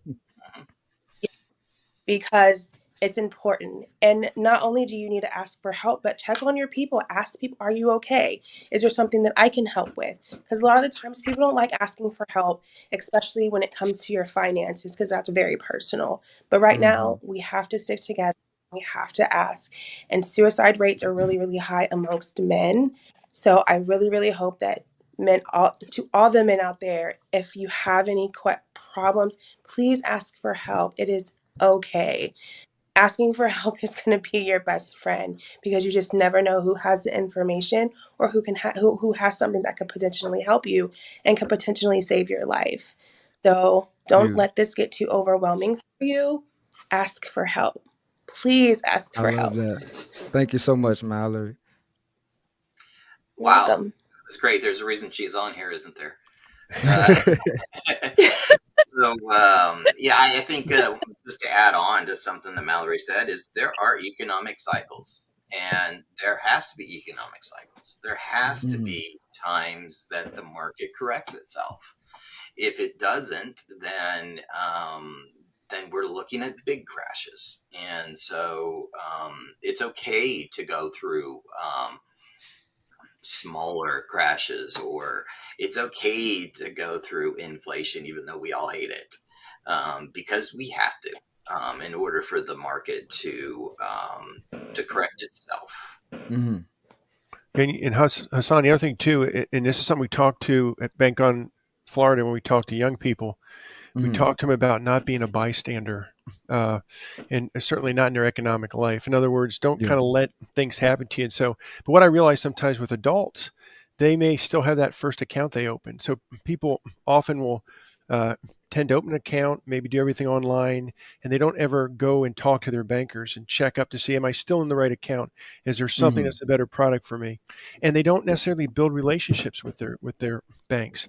So I'm hoping the silver lining from this will be that people will kind of take it as an opportunity to say, well, let me be more involved in, my checking account, or what I'm going to, not necessarily what I'm going to invest all over in the stock market, but what I'm going to do with my money, and investigate and see what options are there to make more money, and still balance the risk with the reward. And but so I think that's important too. But like Mallory said, you have a real good opportunity as a teachable moment, particularly with the young people, to kind of never hide from them any type of issue that they're facing, be it financial or something tragic in life, but be able to then reiterate, hey, you do have a lot of control here with how you want to build your financial life. Doesn't mean you won't have challenges or hiccups in the road, but thinking about it from the standpoint of building a blueprint as opposed to just kind of dealing with things when they happen, I think it's a real opportunity to speak to that as well. 100%. And you mentioned having a relationship with the bank. So I'm not picturing, marriage and getting on one knee and proposing to the bank teller. So can y'all elaborate a little bit on what that means to have a relationship with the bank? Yeah. So bank, you can have a lot of different products and services from a bank. And this may be true to more of an extent with smaller community regional banks. And I'm not saying it's not possible with the bigger banks as well, but community banks, smaller banks sometimes are a little more agile to meet those needs in the community of that particular community. Bigger banks, they do a great job sometimes funding organizations like community development financial institutions that can provide that service. But developing that relationship means that you're able to build a not a reputation so much as they understand your business. They understand, where you're at. So it's not just always a numbers game as far as, you got to hit this criteria and that criteria. Yeah. And also too, you have the ability to kind of learn about products that exist that you may not even been aware of. There may be a small dollar loan program that you weren't aware of that could really help you, get check to paycheck. So that's when I say building a relationship. It's really kind of understanding what that financial institution offers, and then also building that relationship. They can understand where you're at and what your needs are as well. So it can be a big what we could consider a real big bank, or it could be a community regional bank as well. Okay. Can the rest of the panel give us some insight on what that looks like to have a relationship with the bank, or tell us about your personal things that you do at your bank to really accelerate your relationship with your financial situation? So life has changed, and a lot of us don't even step foot into a bank. And good point. There are a lot of financial institutions that are doing things such as cutting out tellers and that type of thing. And I understand it. I understand that it is a bottom line thing, but that one-on-one with those employees of the bank can make a big difference. When you have a lot of money, you could have a private banker or something like that, and you have that one person to go to. When you don't, you can still have that, but you don't necessarily realize it. You don't make that contact. In my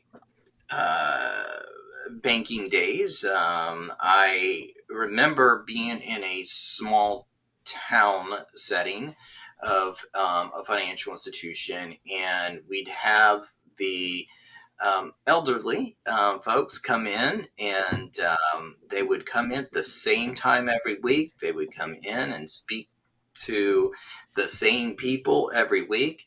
They had a relationship.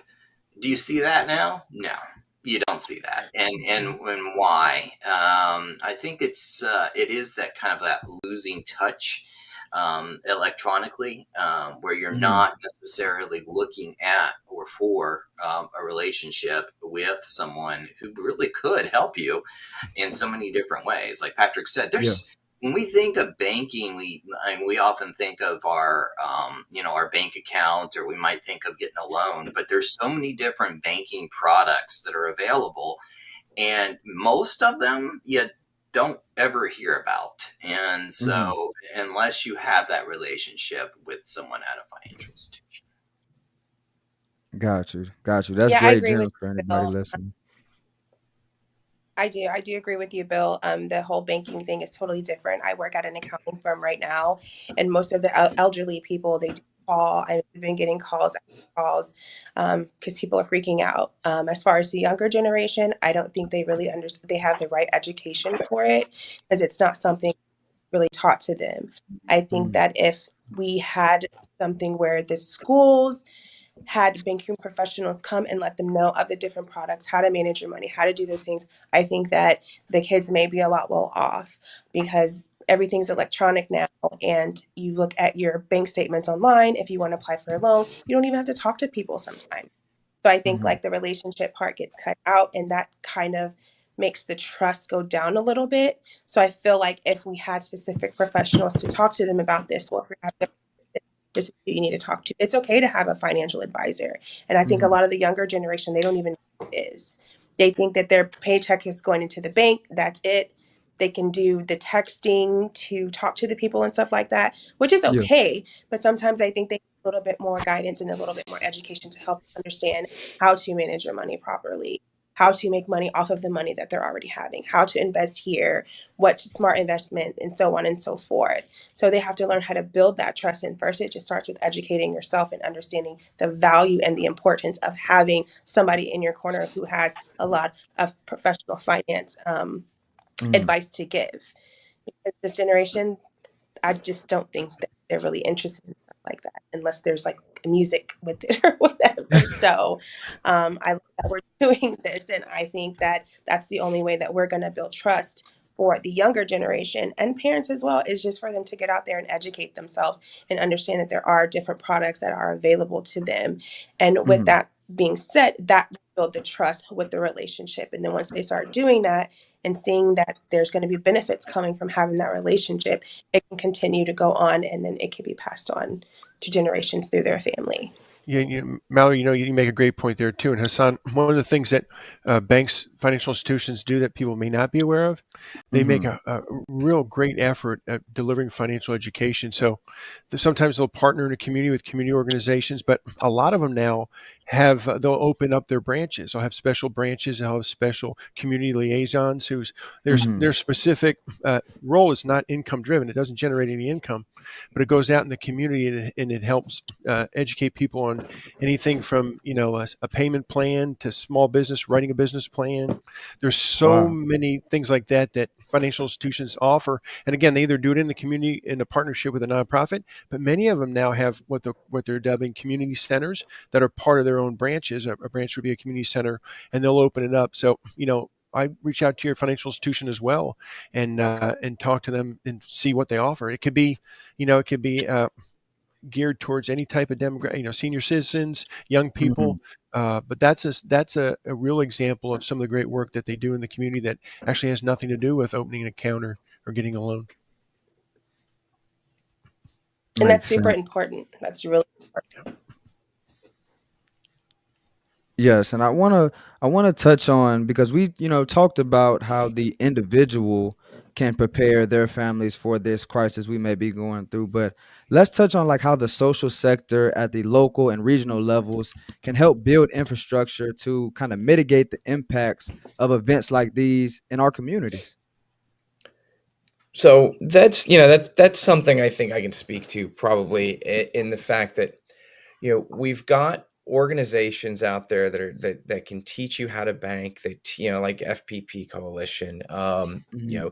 that provide resources. And so while the large bank that maybe where you have to do your banking is doing something, these are the organizations that are partnering, as Patrick said, with the bank to provide education resources and financial education. On another aspect of it, though, is how can, and this is maybe looking a little bit more long term, how can some of our organizations distribute funds and provide bridge funding when there is a crisis? So again, right now we're looking, we're learning from this warning that, hey, things do still happen. We're in uncharted territory. Capital costs more today than it did a year ago. And, interest rates keep going up. We've got inflation.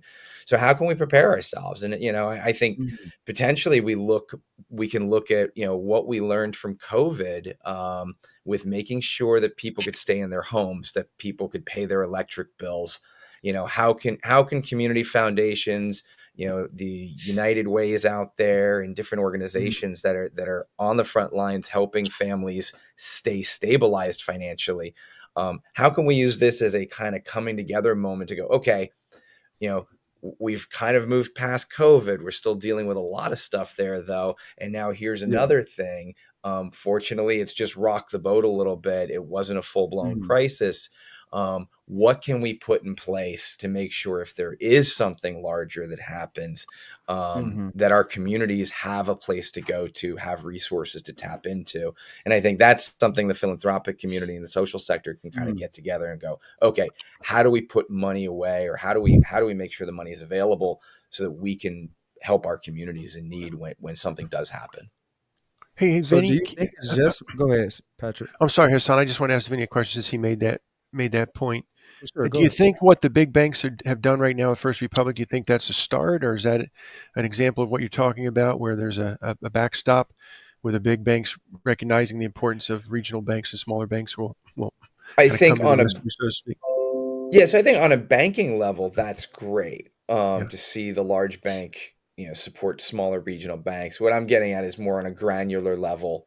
How Yeah. can community foundations in different counties or different regional organizations, kind of use this as a conversation starter with service providers and other local organizations to go, okay, here's a scenario, a bank failure. What can we do around it? The same way, in the wake of COVID closures, we kind of came up with solutions. I mean, we moved to work from home real fast without a lot of forward Yeah. planning. What can we do for our communities if we go, okay, let's pretend this was real, this has spread. What could we do? What are the things that are going to be needed?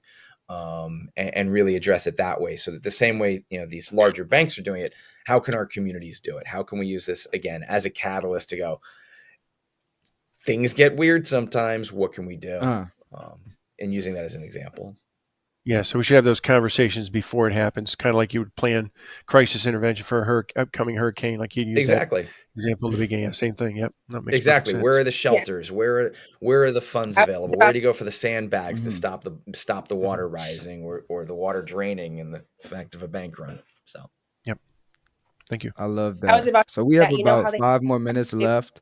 And I want to go around and ask everybody to give kind of like a prediction of what they think is going to happen this year. Are we going to go deeper into a crisis, recession? Do you think we pull back and make a strong comeback? Let's just do a quick prediction, and then anybody give their final takeaways, and let's do that. Can we start with you, Mallory? Of course. Well, I'm going to be the optimistic one. I really hope that everything turns out to be okay. I know that with life, it's going to be ups and downs, twists and turns, and everything. I just know that there's a lot of professionals like us who are working behind the scenes to come up with some type of solution to help. So I'm really hoping and praying that, like all of us together, we can all come together. We can figure out some type of pre-crisis intervention to help, so that when it does come, we at least have an idea of what we can do to potentially help, instead of us just hitting the brick wall and then figuring it out coming together, coming up with some type of plan, even if it doesn't work, just coming up with another plan and getting a lot of people together to figure out what we can do, what mental health services we can provide, what information we can provide, providing as much help in all different areas with home stuff for the kids, just creating some type of safe space to let people know that it's going to be okay. I think with COVID, everybody's been through a lot of trauma. So the uncertainty, the anxiety is really, really high. So it's really super important that we try to figure out some pre-intervention to help prevent people from going crazy and going on social media and looking at all the crazy stuff and creating more problems on top of the problem that we're already having. So that's my take on it. I'm really optimistic, and I hope that, and I'm sure it's going to be okay. We survived COVID. So. Definitely needed her here, Bill. We love it. We love the optimism. Whoever wants to take it away, feel free. Well, I'll go. I do think I share Mallory's optimism. I do, the lessons again that we learned from COVID about bringing manufacturing and certain industries back to the U.S. The kind of geopolitical national landscape is putting us in a position as a country to bring a lot of work back that had been lost, and retooling education. And I believe those things will help us kind of see a few years of prosperity coming, even though it may have some rough spots. So yeah, I'm on team optimism as well with where we're going. I love it. I love it. Patrick, Bill. Yeah, and I would just add, I'm fairly optimistic as well too. I don't think this is a true banking crisis, and I think, but I think we always can learn from this. We're kind of uncharted territory now, based on what's been said about it going beyond the 250,000. It'll be interesting to see. Sometimes when things like this happen, you get new regulations, and regulations for the sake of regulation, I don't know, is always great. It has to be effective and not have unintended consequences. So it remains to be seen where we go from there. But I think we'll hopefully be able to fine tune some of the asset liability handling, the way these financial institutions do it, to the extent that we can minimize this from happening in the future. But I do know one thing, that if you have money in a federally insured bank or federally insured to the NCUA credit union, you should not lay awake at night worrying that those funds won't be insured, to the extent of how they're insured up to 250,000. And so I'm very confident. So I would just tell people that, and with bank on accounts, bank on, in addition to the guidelines, they don't certify any account that's not a federally insured account. So in that regard too, people should take comfort and know that their money is protected. And that knowing that, I think, is a very optimistic thing. Yes, sir. Thank you for that, Patrick. Yep. And so I am cautiously optimistic. I do believe that there will be, there's the possibility, let me put it that way, of some more bank failures. I think we'll know more this weekend, honestly, because there's a few that are teetering, at least. I would not be surprised, though, to hear over the weekend, rather than bank failures, some bank takeovers. I think that is probably what we will hear over the weekend here. And so I think that there are some more things to come, but I am a strong believer that everything happens for a reason. And like I said, with economic cycles and stuff, it's going to happen. It has to happen. But then I'm also a believer that everything works itself out in the end. So that's how I can be optimistic, because there might be some rough times here, and I think that I personally think that we are going to see some continued inflation, which is going to hurt the middle and moderate and lower income pocketbooks. And so for us regular Joes, that's going to be tough, still continuing over this next time period, whatever it may be. But eventually it'll work itself out just like it always has. Agreed. Well, thank you guys so much. And thank you, Mallory, for your optimism, for all the gems that you all left here with us. Everyone listening, I please pray that you were able to pick up some gems that you can truly apply to your life. Don't be afraid. Get out, get educated, seek professional help, and we'll not only survive this crisis, we'll be able to thrive during this crisis. Thank you so much. Thank you. Thank you. Thank you.